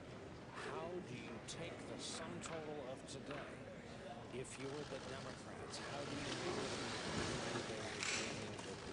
Listen, I come from campaigns where you hang a lantern around your problems, and I think the problem becomes a strength. I think the fact that he doesn't sound aggressive means he's not partisan. The fact that he doesn't sound polished means he's trustworthy. And the fact that he doesn't sound like he's out to get anybody, which is what Chuck Rosenberg said, is the whole point. He wasn't. He was after the truth. So I think he is to be believed. He is to be trusted. He's a reluctant witness. I think he was a reluctant appointee as special counsel. He looks like someone who would rather have not have had this job, but that doesn't mean he didn't do it with immense integrity, and that doesn't mean that no Republican has questioned the facts or the conclusions of either volume of this report. Committee will come to order. Today may not agree with how this was put together, but they have not disputed a single finding of the Mueller report. Just to repeat some numbers that are germane and important. Thank you, sir. Thank you, Director. Mr. Swalwell, you are recognized. Thank you. Director Mueller, as a prosecutor, you would agree that if a witness or suspect lies or obstructs or tampers with witnesses or destroys evidence during an investigation, that generally that conduct can be used to show a consciousness of guilt. Would you agree with that? Yes.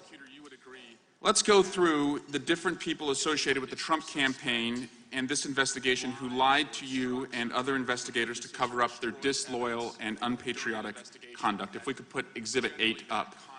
Director Mueller, I'm showing you Campaign Chairman Paul Manafort, Political Advisor Roger Stone, Deputy Campaign Manager Rick Gates, National Security Advisor Michael Flynn, Donald Trump's personal attorney Michael Cohen, and Foreign Policy Advisor George Papadopoulos. These 6 individuals have each been charged, convicted, or lied to your office or other investigators. Is that right?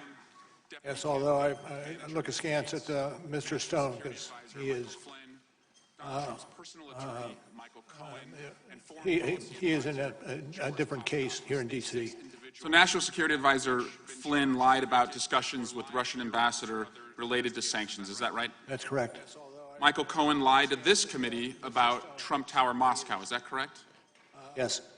George Papadopoulos, the president's senior foreign policy advisor, lied to the FBI about his communications about Russia's possession of dirt on Hillary Clinton. Is that right? Correct. Yes. The president's campaign chairman, Paul Manafort, lied about meetings that he had with someone with ties to Russian intelligence. Is that correct? That's true. And your investigation was hampered by Trump campaign officials' use of encryption communications. Is that right? Yes. We believe that to be the case. You also believe to be the case that your investigation was hampered by the deletion of electronic messages. Is that correct? It would be, yes. Generally, any case would be if those kinds of communications are used. For example, you noted that Deputy Campaign Manager Rick Gates, who shared internal campaign polling data with the person with ties to Russian intelligence at the direction of Manafort, that Mr. Gates deleted those communications on a daily basis. Is that right? I take your word. I say I don't know specifically, but if it's in the report, then I support it. That's right, Director. It's Volume 1, page 136. Thank you. In addition to that, other information was inaccessible because your office determined it was protected by attorney-client privilege. Is that correct? That is true.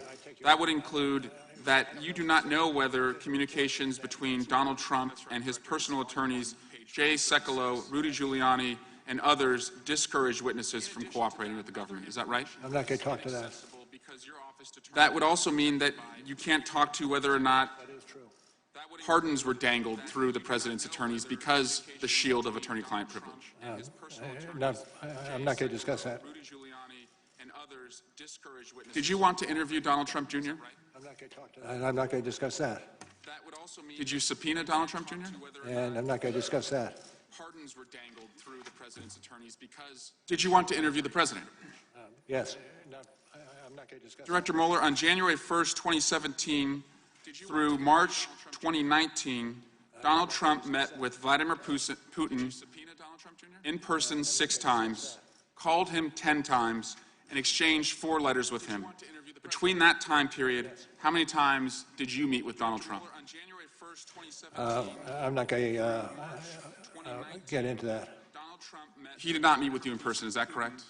He did not. In person 6 times. As a result of lies, deletion of text messages, obstruction, and witness tampering, is it fair to say that you were unable to fully assess the scope and scale of Russia's interference in the 2016 election and Trump's role in that interference? I'm not certain I would adopt that characterization in total. There may be pieces of it that are accurate, but not in total. But you did state in Volume 1, page 10, that while this report embodies factual and legal determinations, the office believes it to be accurate and complete to the greatest extent possible. Given these identified gaps, the office cannot rule out the possibility that the unavailable information would shed additional light. Is that correct? That is correct. We don't know what we don't know. Why is it so important that witnesses cooperate and tell the truth in an investigation like this? Because the testimony of the witnesses goes to the heart of just about any criminal case you have. Thank you. And, Mr. Chairman, I'd yield back. And thank you, Director Mueller. Ms. Stefanik. That is correct. Thank you, Mr. Chairman. Mr. Mueller, as special counsel, did you review documents related to the origin of the counterintelligence investigation into the Trump campaign? On occasion. Was the Steele dossier one of those documents that was reviewed? And I can't discuss that case. I'm just asking a process question. Have you read the Steele dossier? And again, I'm not going to respond to that. You were tasked as special counsel to investigate whether there was collusion between Russia and the Trump campaign associates to interfere with the 2016 election. And the FBI, we know, has relevant documents and information related to the opening of the CI investigation. Were you and your team permitted to access all of those documents? And again, I can't get into that investigative, what we collected and what we're doing with investigation materials. Let me ask it this way. Was there any limitation in your access to documents related to the counterintelligence? It's such a broad question. I have real trouble answering it. Did the special counsel's office undertake any efforts to investigate and verify or disprove allegations contained in the Steele dossier? Again, I can't respond. The reason I'm asking for the American public that is watching, it's apparent that the Steele dossier formed part of the basis to justify the FBI's counterintelligence investigation into Russian interference in the 2016 election. As we know, it was used to obtain a FISA warrant on Carter Page. This is why I'm asking these questions. Did your office undertake any efforts to identify Steele's sources or subsources? Again, the same answer. Were these tasks referred to any other agencies? Again, I can't speak to it. To obtain a FISA warrant on Carter Page. This is why I'm asking these questions. Did your office consider whether the Russian government used Steele's sources to provide Steele with disinformation? Again, I can't speak to that. I understand I'm asking these questions just for the record, so thanks for your patience. Shifting gears here, did any member of the special counsel's office staff travel overseas as part of the investigation? Yes, but I can't go further than that. Again, I can't. I'm going to ask, to which countries? And I can't answer that. Did they meet with foreign government officials? Again, it's out of our bailiwick. Did they meet with foreign private citizens? Again, same response. Did they seek information about a U.S. citizen or any U.S. citizens? Again, a territory that I cannot go to. Did they meet with foreign government officials? Thank you for answering on the record. These are important questions for the American public, and we're hopeful that the IG is able to answer these questions. I will yield the balance of my time to the ranking member. I thank the gentlelady for yielding. Mr. Mueller, I want to go back to, we started off with Joseph Mifsud, who's at the center of this investigation. He appears in your report a dozen times or more. He really is the epicenter. He's at the origin of this. He's the man who supposedly knows about Clinton's emails. You've seen on the screen, the Democrats have continually put up all the prosecutions that you made against Trump campaign officials and others. But I'm struggling to understand why you didn't indict Joseph Mifsud, who seems to be the man in the middle of all of this. Well, I think you understand that you cannot get into either classified or law enforcement information without a rationale for doing it. And I have said all I'm going to be able to say with regard to Mr. Mifsud. Well, I think you understand that you cannot get into either classified or... Were you aware of Kathleen Kavalek's involvement, that she had met with Ms. Steele, the State Department official? Again, I can't respond to that question. It's outside my jurisdiction. With regard to Mr. Mifsud. Okay. The Carter Page FISA warrant was re-upped 3 times. The last time it was re-upped was under your watch. So were you in the approval process of that last time that the Carter Page warrant was Well, I can't speak specifically about that warrant, but if you ask, was I in the approval chain, the answer is no. Okay, it's very helpful. Thank you, Mr. Chairman. Yield back. So were you in the approval process of Mr. Castro. Thank you, Chairman. Thank you, Special Counsel Mueller, for your testimony and for your service to our country. Donald Trump over the years has surrounded himself with some very shady people, people that lied for him, people that covered up for him, people that helped him enrich himself. I want to talk specifically about one of those instances that's in your report. Specifically, let's turn to the Trump Tower Moscow project, which you described in your report as, quote, as a, quote, highly lucrative deal for the Trump organization. Is that right? I would have to look at the quote from the Sure. report if you have it. Sure, it's on volume 2, page 135. It's described as highly lucrative. Which you described in your report as, quote, as a, quote, highly lucrative deal for the Trump organization. Is that right? I would have to look at the okay. I have it. Sure. I have it. Thank you, sir. Yeah, no problem. Your office prosecuted Michael Cohen, and Michael Cohen was Donald Trump's lawyer, for lying to this committee about several aspects of the Trump organization's pursuit of the Trump Tower Moscow deal. Is that right? That's correct. According to your report, Cohen lied to, quote, minimize links between the project and Trump, unquote, and to, quote, stick to the party line, unquote, in order not to contradict Trump's public message that no connection existed between Trump and Russia. Is that right? That's yes. That's correct. Now, when you're talking about the party line here, the party line in this case... If I could interject, the one thing I should have said at the outset, if it was in the report, and consequently, I do believe it to be true. Thank you. The party line in this case was that the deal ended in January 2016. In other words, they were saying that the deal ended in January 2016 before the Republican primaries.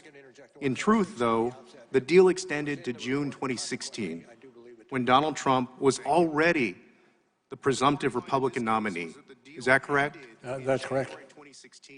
The party line was also that Cohen discussed the deal with Trump only 3 times, when in truth, they discussed it multiple times. Is that right? Also true, and the basis for, and part of the basis for the plea that he entered for lying to this entity. Thank you, and thank you for prosecuting that. The party line was also that Cohen and Trump never discussed traveling to Russia during the campaign, when in truth, they did discuss it. Is that right? That's accurate. And the party line was that Cohen never received a response from the Kremlin to his inquiries about the Trump Tower Moscow deal. In fact, Cohen not only received a response from the Kremlin to his email, but also had a lengthy conversation with a Kremlin representative who had a detailed understanding of the project. Is that right? If it's in the report, that is accurate. Recitation of that piece of the report. So you have the candidate Trump at the time saying he had no business dealings with Russia, his lawyer who was lying about it, and then the Kremlin who during that time was talking to President Trump's lawyer about the deal. Is that right?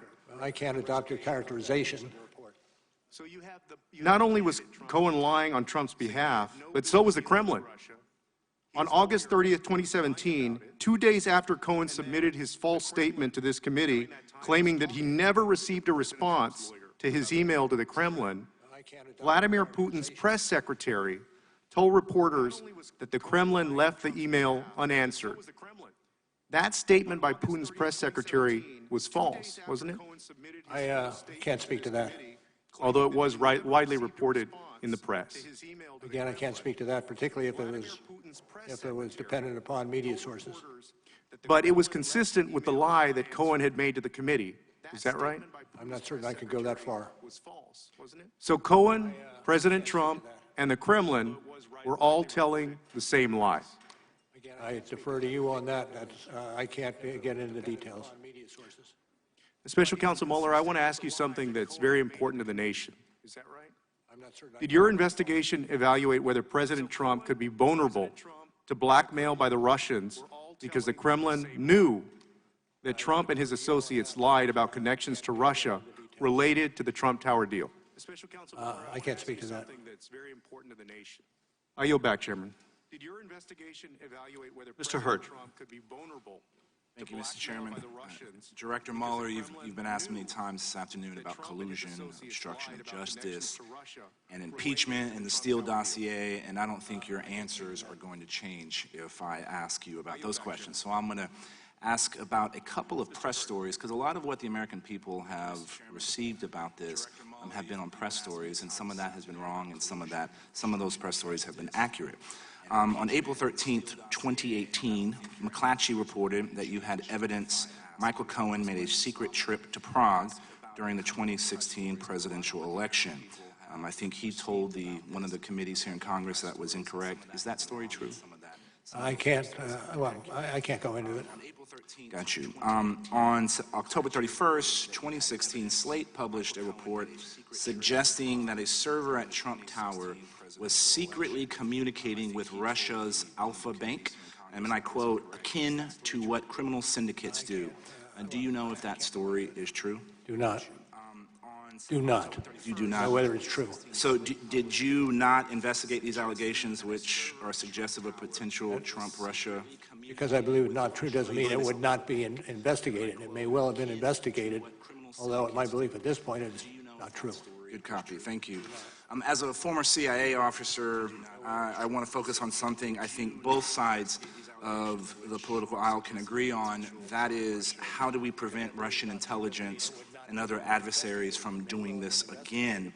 And after overseeing counterintelligence operations for 12 years as FBI director, and then investigating what the Russians have done in the 2016 election, you've seen tactics, techniques, and results of Russian intelligence operations.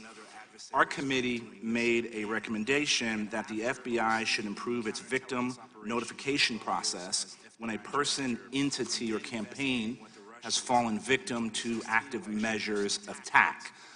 Would you agree with this? It sounds like a worthwhile endeavor. I will tell you, though, that the ability of our intelligence agencies to work together in this arena is perhaps more important than that. And adopting whatever, and I'm not that familiar with legislation, but whatever legislation will encourage us working together. By us, I mean the FBI, CIA, NSA, and the rest. It should be pursued aggressively, early. Who do you think should be responsible within the federal government to counter disinformation? I'm no longer in the federal government, so But you've had a long career, storied career, and I don't think there's anybody who better understands the threat that we are facing than you. Do you have an opinion as a former FBI officer?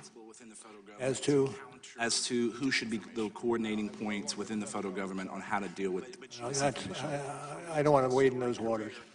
A good copy. One of the most striking things in your report is that the Internet Research Agency not only undertook a social media campaign in the U.S., but they were able to organize political rallies after the election.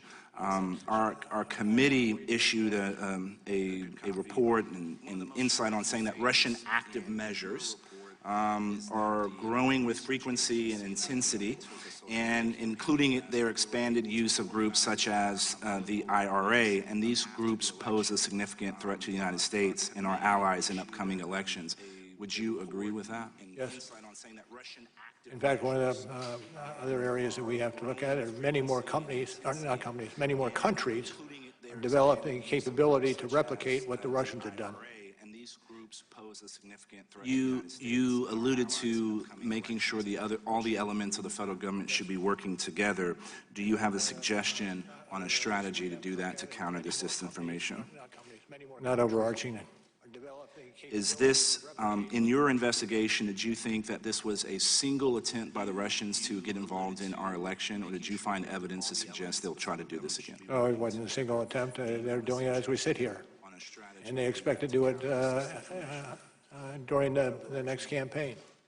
Is this, in your investigation, Director Mueller, I appreciate your time and indulging us here in multiple committees, and I yield back to the ranking member if he has.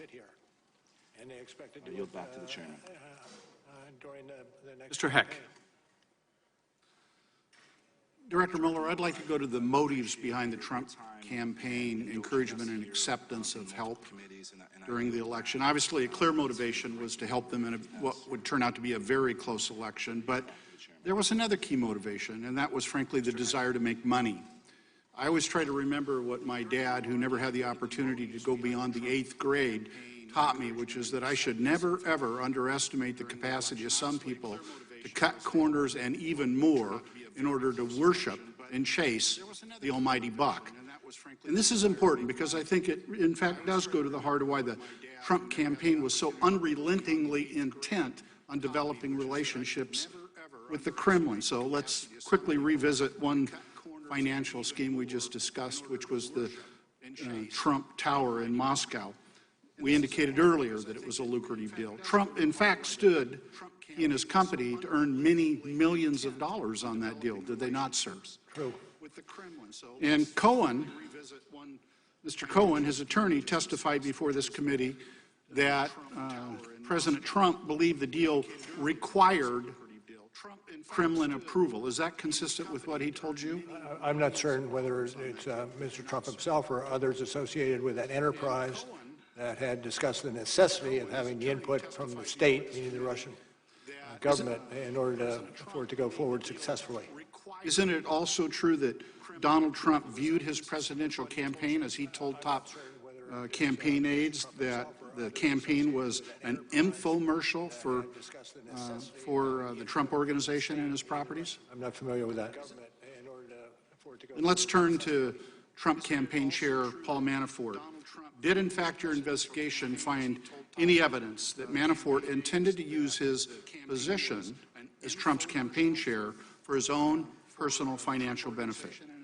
I would say there was some indication of that, but I won't go further. I think you'll find it on page 135 of Volume 1. During the transition, Trump's son-in-law, Jared Kushner, met with Sergei Gorkov, the head of a Russian-owned bank that is under U.S. sanctions.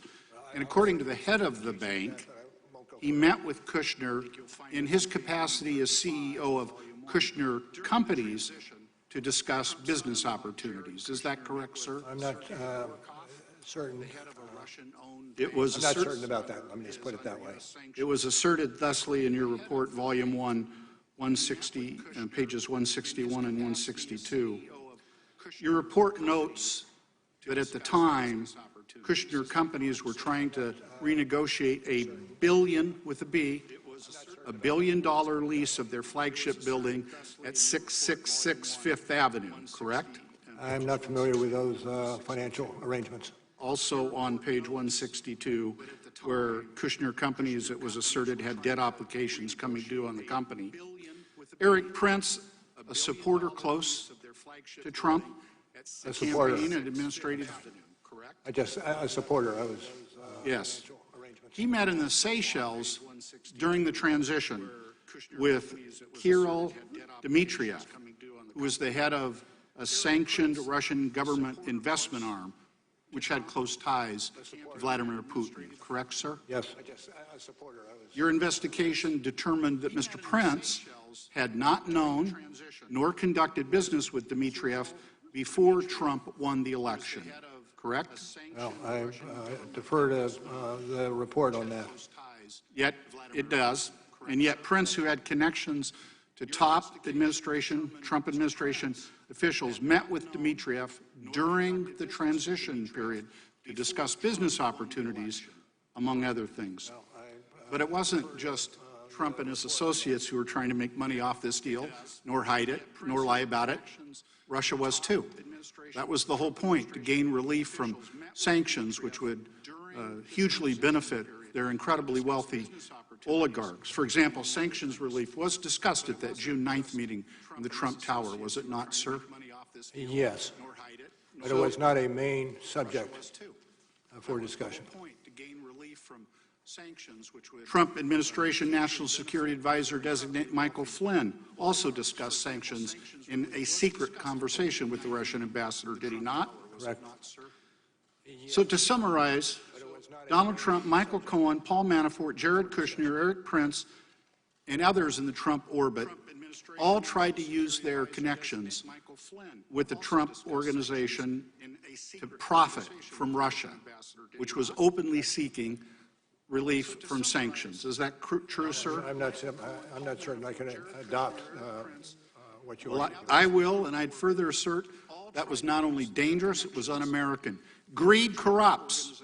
Greed corrupts, and it is a terrible foundation for developing American foreign policy. Is that true, sir? Mr. Ratcliffe.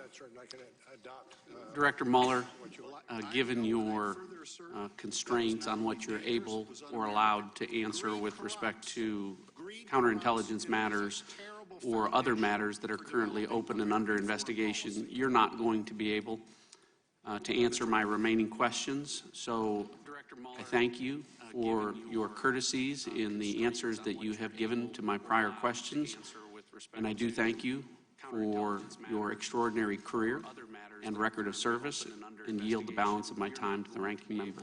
Thank you. To answer my remaining questions. Thank you, Mr. Ratcliffe and Mr. Mueller. Let me associate my words with Mr. Ratcliffe.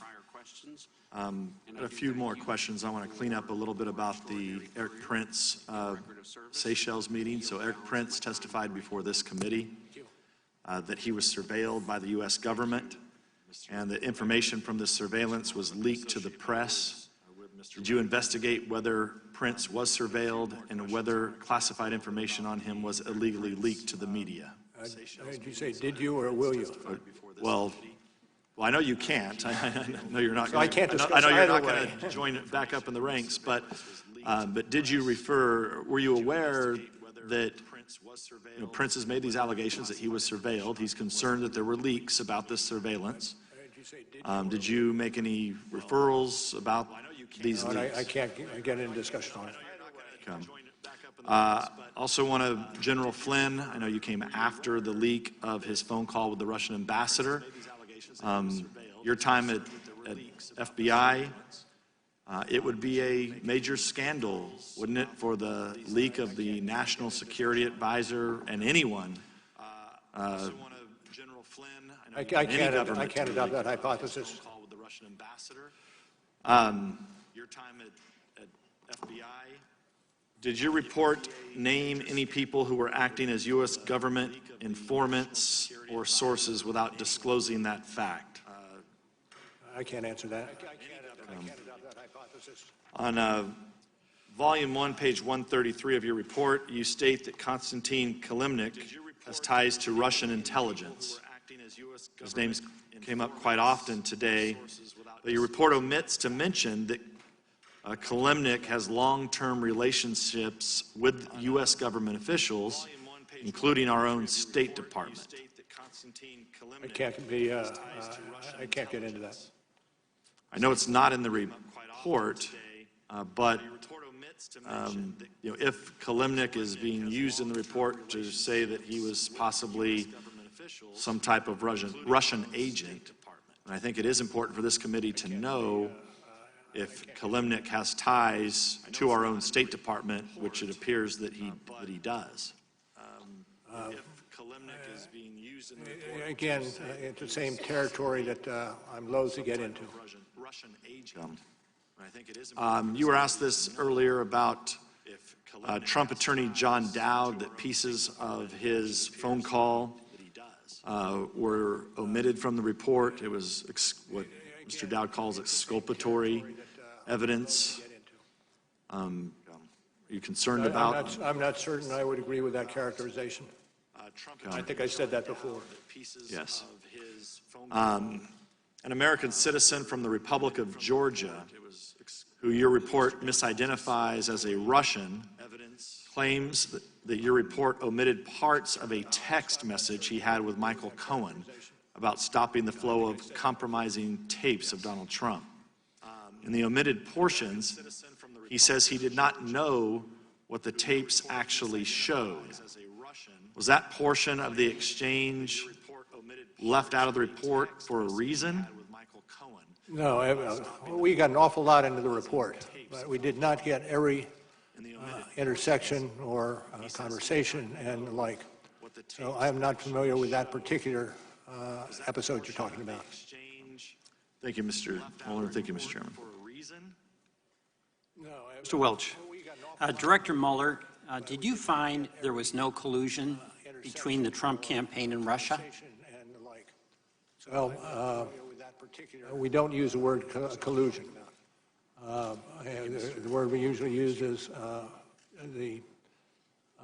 well, not collusion, but one of the other terms that that fills in when collusion is not used. In any event, we decided not to use the word collusion inasmuch as it has no relevance to the criminal law arena. The term is conspiracy that you prefer to use? That's a conspiracy, exactly right. You help me, I'll help you. Thank you. It's an agreement. Thank you. And in fact, you had to then make a charging decision after your investigation, where unless there was enough evidence to prove beyond a reasonable doubt, you wouldn't make a charge, correct? Generally, that's the case. But making that decision does not mean your investigation failed to turn up evidence of conspiracy. Absolutely correct. And in fact, I'll go through some of the significant findings that your exhaustive investigation made. You found, as I understand it, that from May 2016 until the end of the campaign, campaign chairman, Mr. Manafort, gave private polling information to Russian agents, correct? Could you speak in the microphone? Yeah, I will. My apologies. Thank you. And your investigation found that in June 2016, Donald Trump Jr. made an arrangement to meet at Trump Tower along with Jared Kushner and others, expecting to receive dirt on the Hillary Clinton campaign, correct? Correct.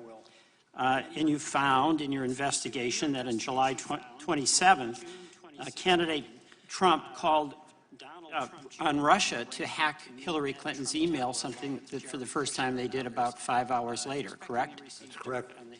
And you also found that on August 2nd, Mr. Manafort met with a person tied to Russian intelligence, Mr. Kalimnik, and gave him internal campaign strategy, aware that Russia was intending to do a misinformation social media campaign, correct? I'm not certain of the tie there.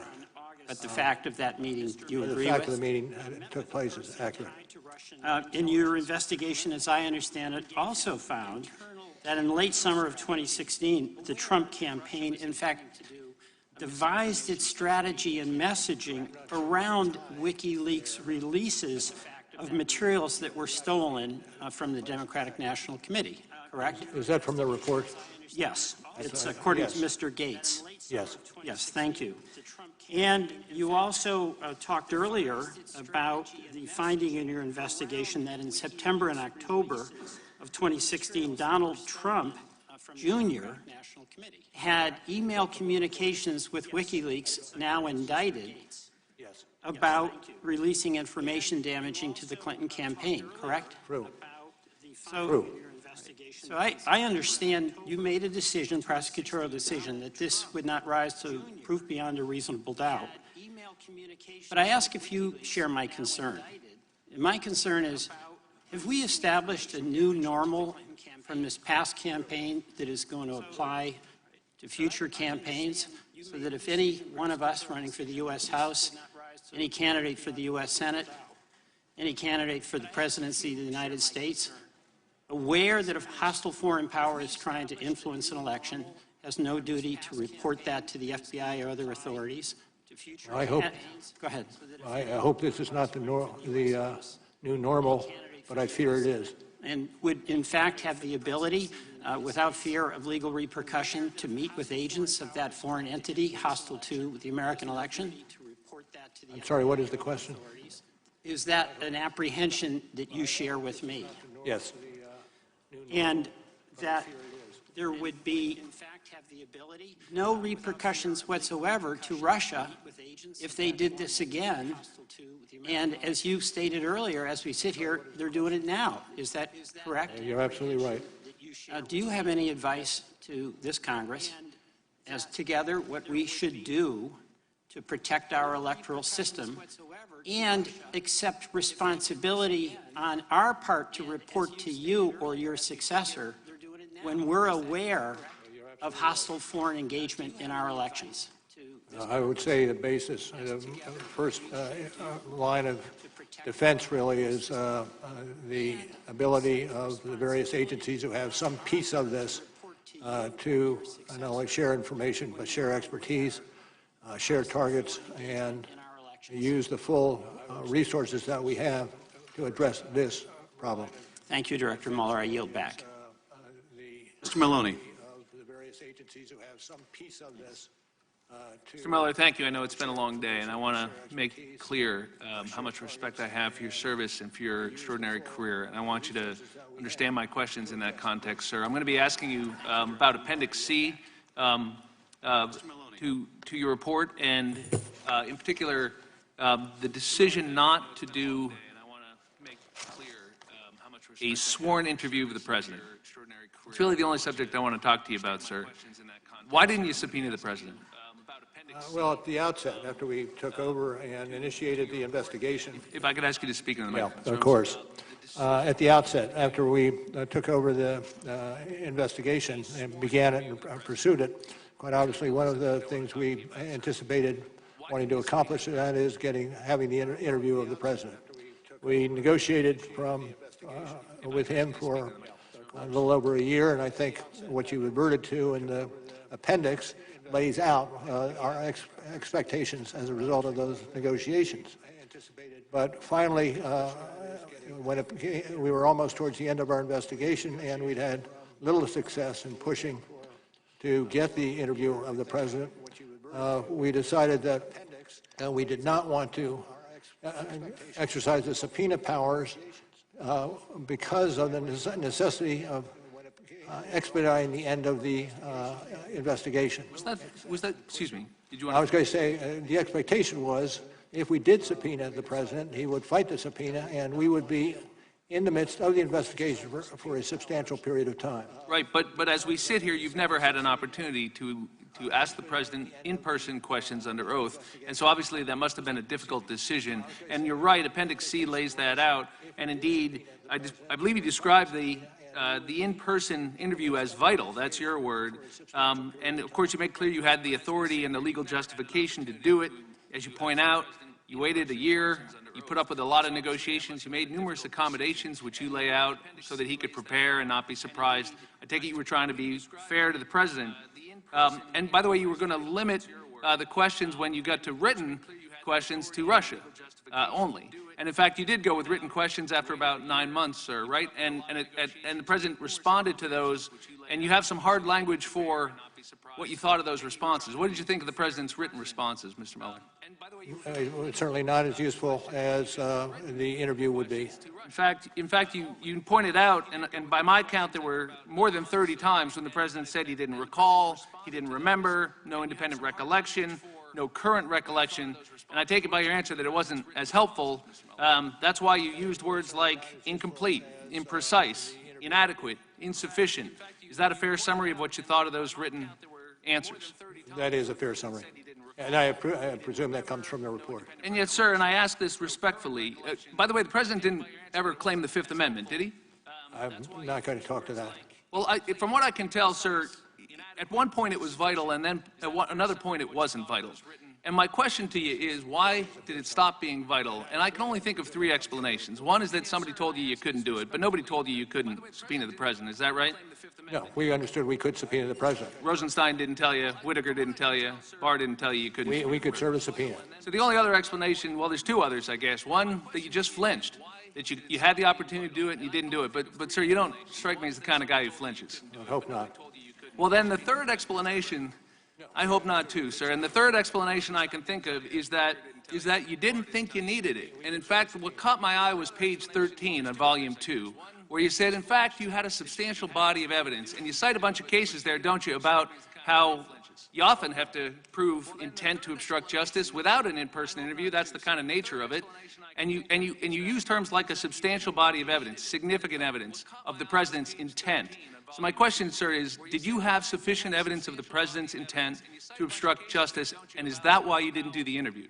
There's a balance. In other words, how much evidence you have that satisfy the last element against how much time are you willing to spend in the courts litigating the interview with the president. And in this case, you felt that you had enough evidence of the president's intent. We had to make a balanced decision in terms of how much evidence we had compared to the length of time it would take to Sir, do because I have limited time, you thought that if you gave it to the Attorney General or to this Congress, that there was sufficient evidence that it was better than that delay. Can you state that again? Well, that it was better than the delay to present the sufficient evidence, your term, of the president's intent to obstruct justice to the Attorney General and to this committee. Isn't that why you didn't do the interview? No, the reason we didn't do the interview is because of the length of time that it would take to resolve the issues attendant to that. Thank you, sir. Well, that it was better than the delay to present the sufficient evidence, Ms. Demings. of the president's intent to obstruct justice. Thank you so much, Mr. Chairman, and Director Mueller, thank you so much for being a person of honor and integrity. Thank you for your service to the nation. We are certainly better for it. Director Mueller, I too want to focus on the written responses that the President did provide and the continued efforts to lie and cover up what happened during the 2016 election. Were the President answers submitted under oath? Thank you for your service to the nation. We are certainly better for it. Director Mueller, I too want to focus on Thank you, they were. Were these all the answers your office wanted to ask the President about Russia interference in the 2016 election? No, not necessarily. So there were other questions that you wanted to answer. Did you analyze his written answers on Russia interference to draw conclusions about the President's credibility? Thank you, they were. No, it was perhaps one of the factors, but nothing more than that. It was one of the factors. So what did you determine about the President's credibility? And that I can't get into. Director Mueller, I know based on your decades of experience, you probably had an opportunity to analyze the credibility of countless witnesses, but you weren't able to do so with this witness. Well, with every witness, particularly a leading witness, one assesses the credibility day by day, witness by witness, document by document. And that's what happened in this case. So we started with very little, and by the end, we ended up with a fair amount. Fair amount. Thank you. Well, let's go through some of the answers to take a closer look at his credibility, because it seems to me, Director Mueller, that his answers were not credible at all. Do some of President Trump's incomplete answers relate to Trump Tower Moscow? Yes. For example, did you ask the President whether he had at any time directed or suggested that discussions about Trump Moscow project should cease? Should what? Cease. Do you have a citation? Yes, we're still in Appendix C, Section 1, 7. The first page? Uh-huh. Does the President did not answer whether he had at any time directed or suggested that discussions about the Trump Moscow project should cease, but he has since made public comments about this topic. And the question was? Did the President, let me go on to the next, but did the President fully answer that question in his written statement to you about the Trump Moscow project ceasing? Again, in Appendix C. No, and can you direct me to the a particular paragraph you're adverting to? It would be Appendix C-C1, but let me move forward. 9 days after he submitted his written answers, didn't the President say publicly that he, quote, decided not to do the project, unquote? And that is in your particular paragraph you're report.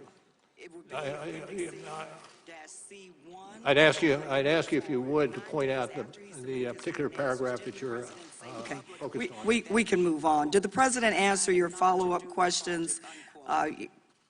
According to the report, there were follow-up questions because of the President's incomplete answers about the Moscow project. Did the President answer your follow-up questions either in writing or orally? And we're now in Volume 2, page 150 through 151. No. He did not. In fact, there were many questions that you asked the President that he simply didn't answer. Isn't that correct? True. And there were many answers that contradicted other evidence you had gathered during the investigation. Isn't that correct, Yes. Director Mueller? Page 150 through 151. No. Director Mueller, for example, the president in his written answer stated he did not recall having advanced knowledge of WikiLeaks releases. Is that correct? I think that's what he said. But didn't your investigation uncover evidence that the president did, in fact, have advanced knowledge of WikiLeaks public releases of emails damaging to his opponent? And I can't get into that area. Did your investigation determine, after very careful vetting of Rick Gates and Michael Cohen's, that you found them to be credible? We found the president to be credible. That you found Gates and Cohen to be credible in their statements about WikiLeaks? Those areas I'm not going to discuss. Could you say, Director Mueller, that the president was credible? I can't answer that question. Director Mueller, isn't it fair to say that the president's written answers were not only inadequate and incomplete because he didn't answer many of your questions, but where he did, his answers showed that he wasn't always being truthful? I would say generally. Generally. Director Mueller, it's one thing for the president to lie to the American people about your investigation, falsely claiming that you found no collusion and no obstruction, but it's something else altogether for him to get away with not answering your questions and lying about them. And as a former law enforcement officer of almost 30 years, I find that a disgrace to our criminal justice system. Thank you so much. I yield back to the chairman. Mr. Krishnamurthy. Director Mueller, thank you for your devoted service to your country. Earlier today, you described your report as detailing a criminal investigation, correct? Yes. Yes.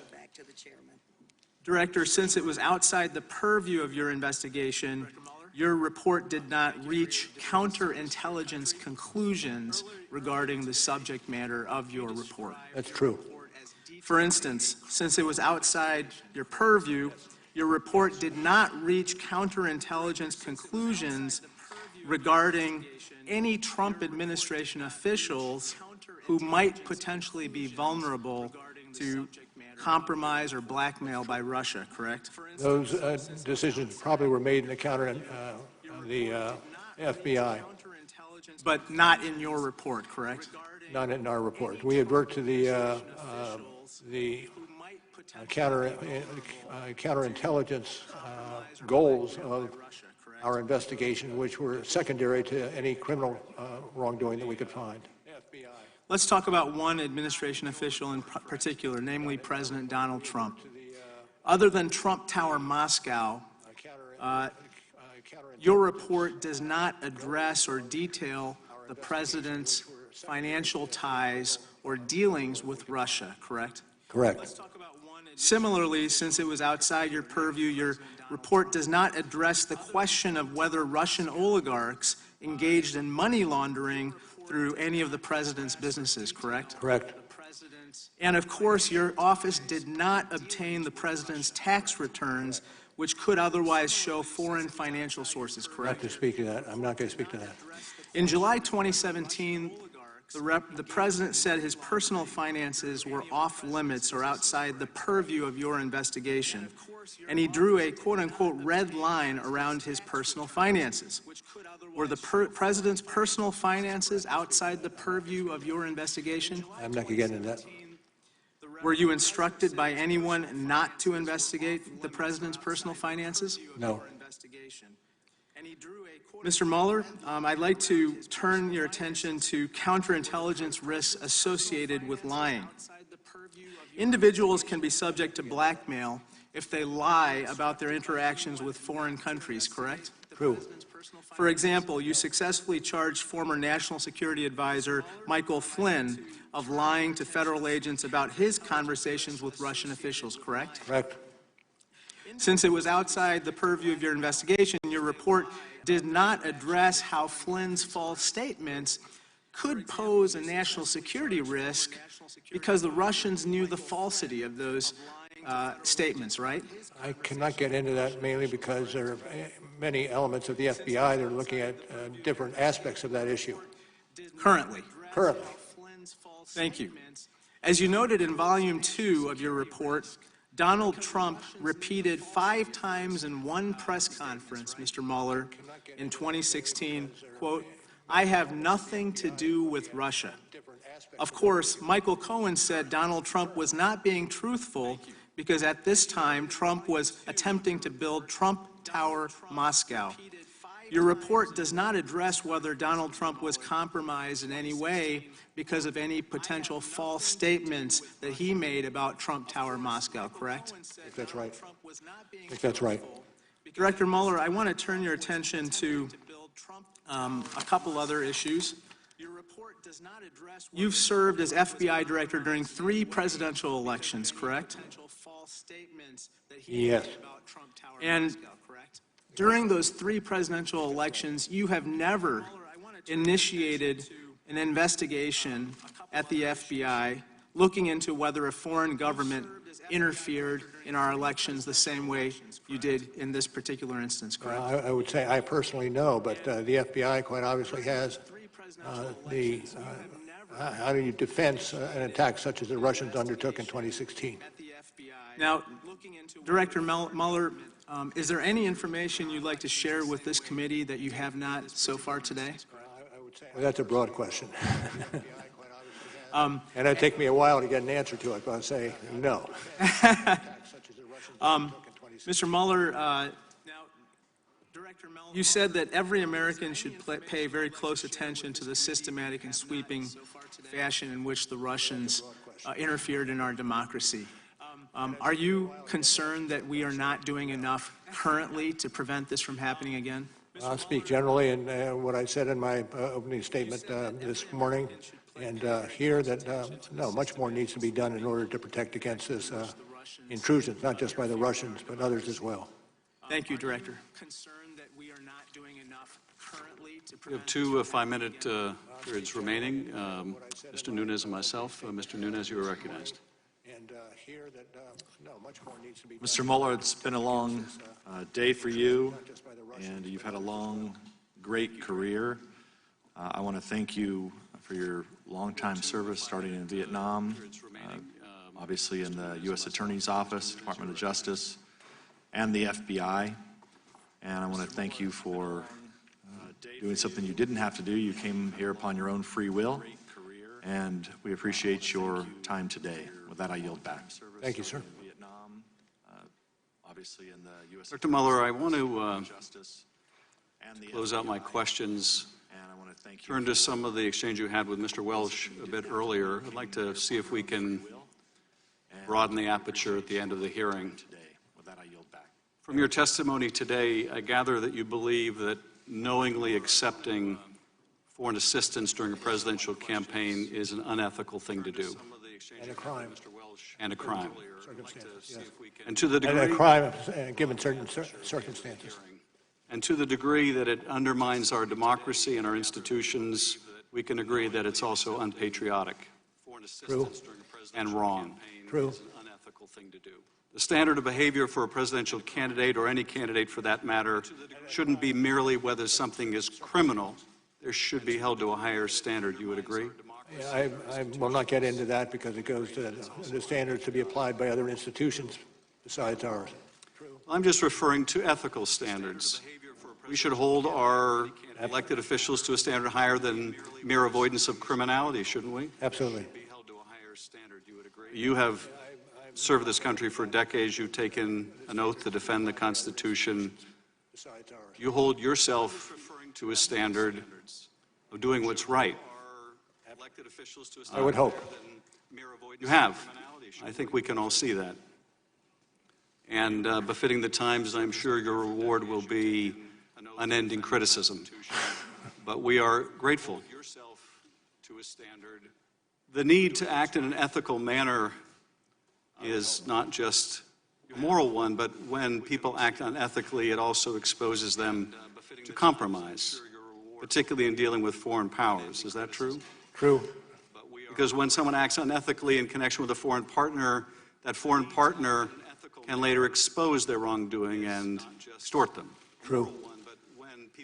And that conduct, that unethical conduct, can be of a financial nature if you have a financial motive or an illicit business dealing. Am I right? Yes. But it can also just involve deception. If you are lying about something that can be exposed, then you can be blackmailed. Also true.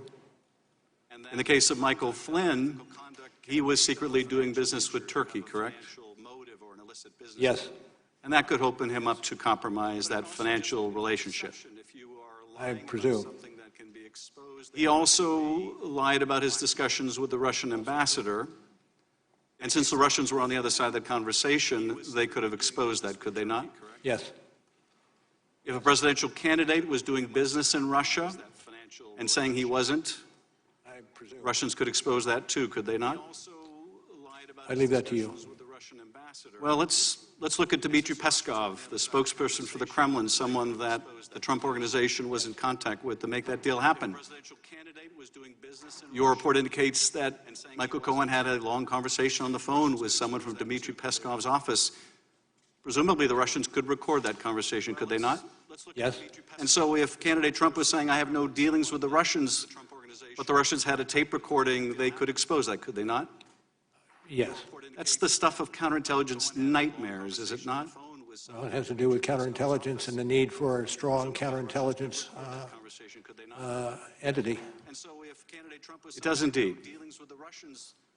And when this was revealed that there were these communications, notwithstanding the president's denials, the president was confronted about this, and he said two things.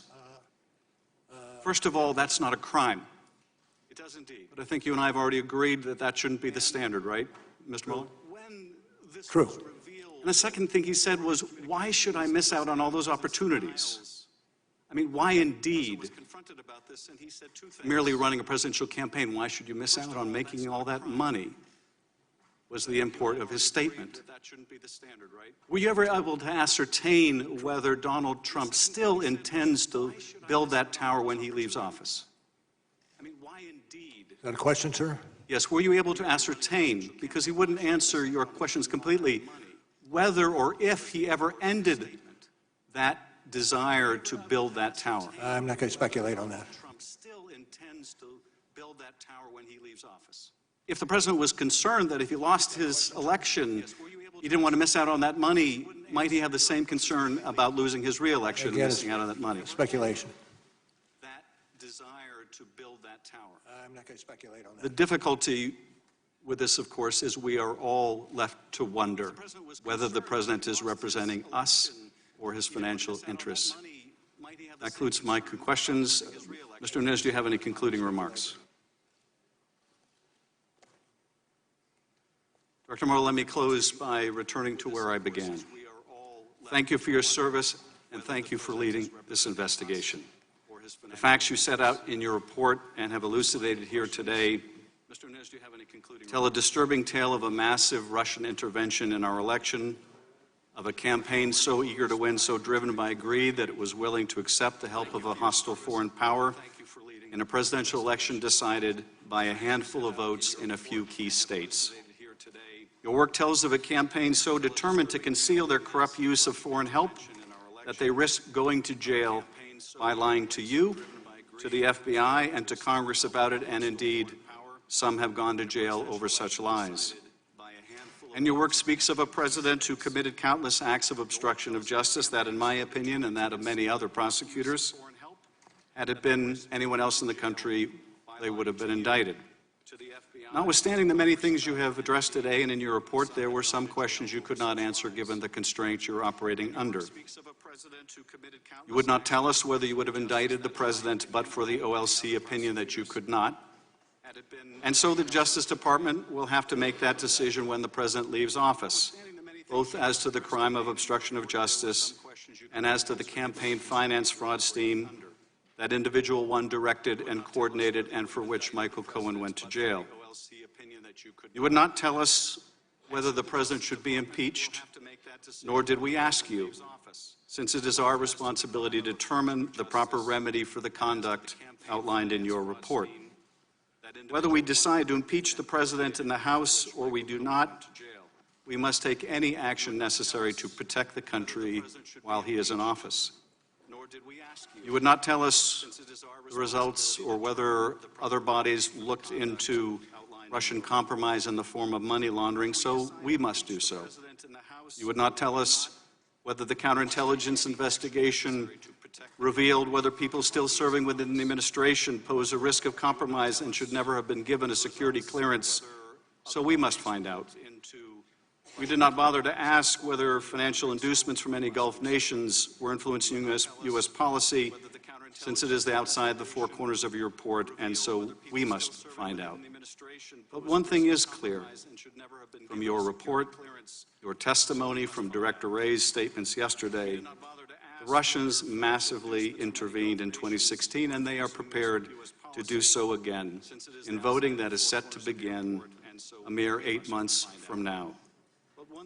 The President seems to welcome the help again, and so we must make all efforts to harden our elections infrastructure, to ensure there is a paper trail for all voting, to deter the Russians from meddling, to discover it when they do, to disrupt it, and to make them pay. Protecting the sanctity of our elections begins, however, with the recognition that accepting foreign help is disloyal to our country, unethical, and wrong. We cannot control what the Russians do, not completely, but we can decide what we do. And that this centuries-old experiment we call American democracy is worth cherishing. Director Mueller, thank you again for being here today. And before I adjourn, I would like to excuse you and Mr. Zebley. Everyone else, please remain seated. And that this centuries-old experiment we call American democracy is worth cherishing. Director Mueller. Since the World Cup, a preview of tonight's game. This is KGW News at noon. So the report did not conclude that he did not commit obstruction of justice. Is that correct? That is correct. And what about total exoneration? Did you actually totally exonerate the president? No. Former special counsel Robert Mueller telling Congress President Trump is not exonerated in the Russia probe. I'm Chris Willis. Thanks for being with us at noon. Mueller answered questions for the first time months after. Thank you again for being here today. And before I adjourn, I would like to excuse you and Mr. Zebley. Everyone else, please remain seated.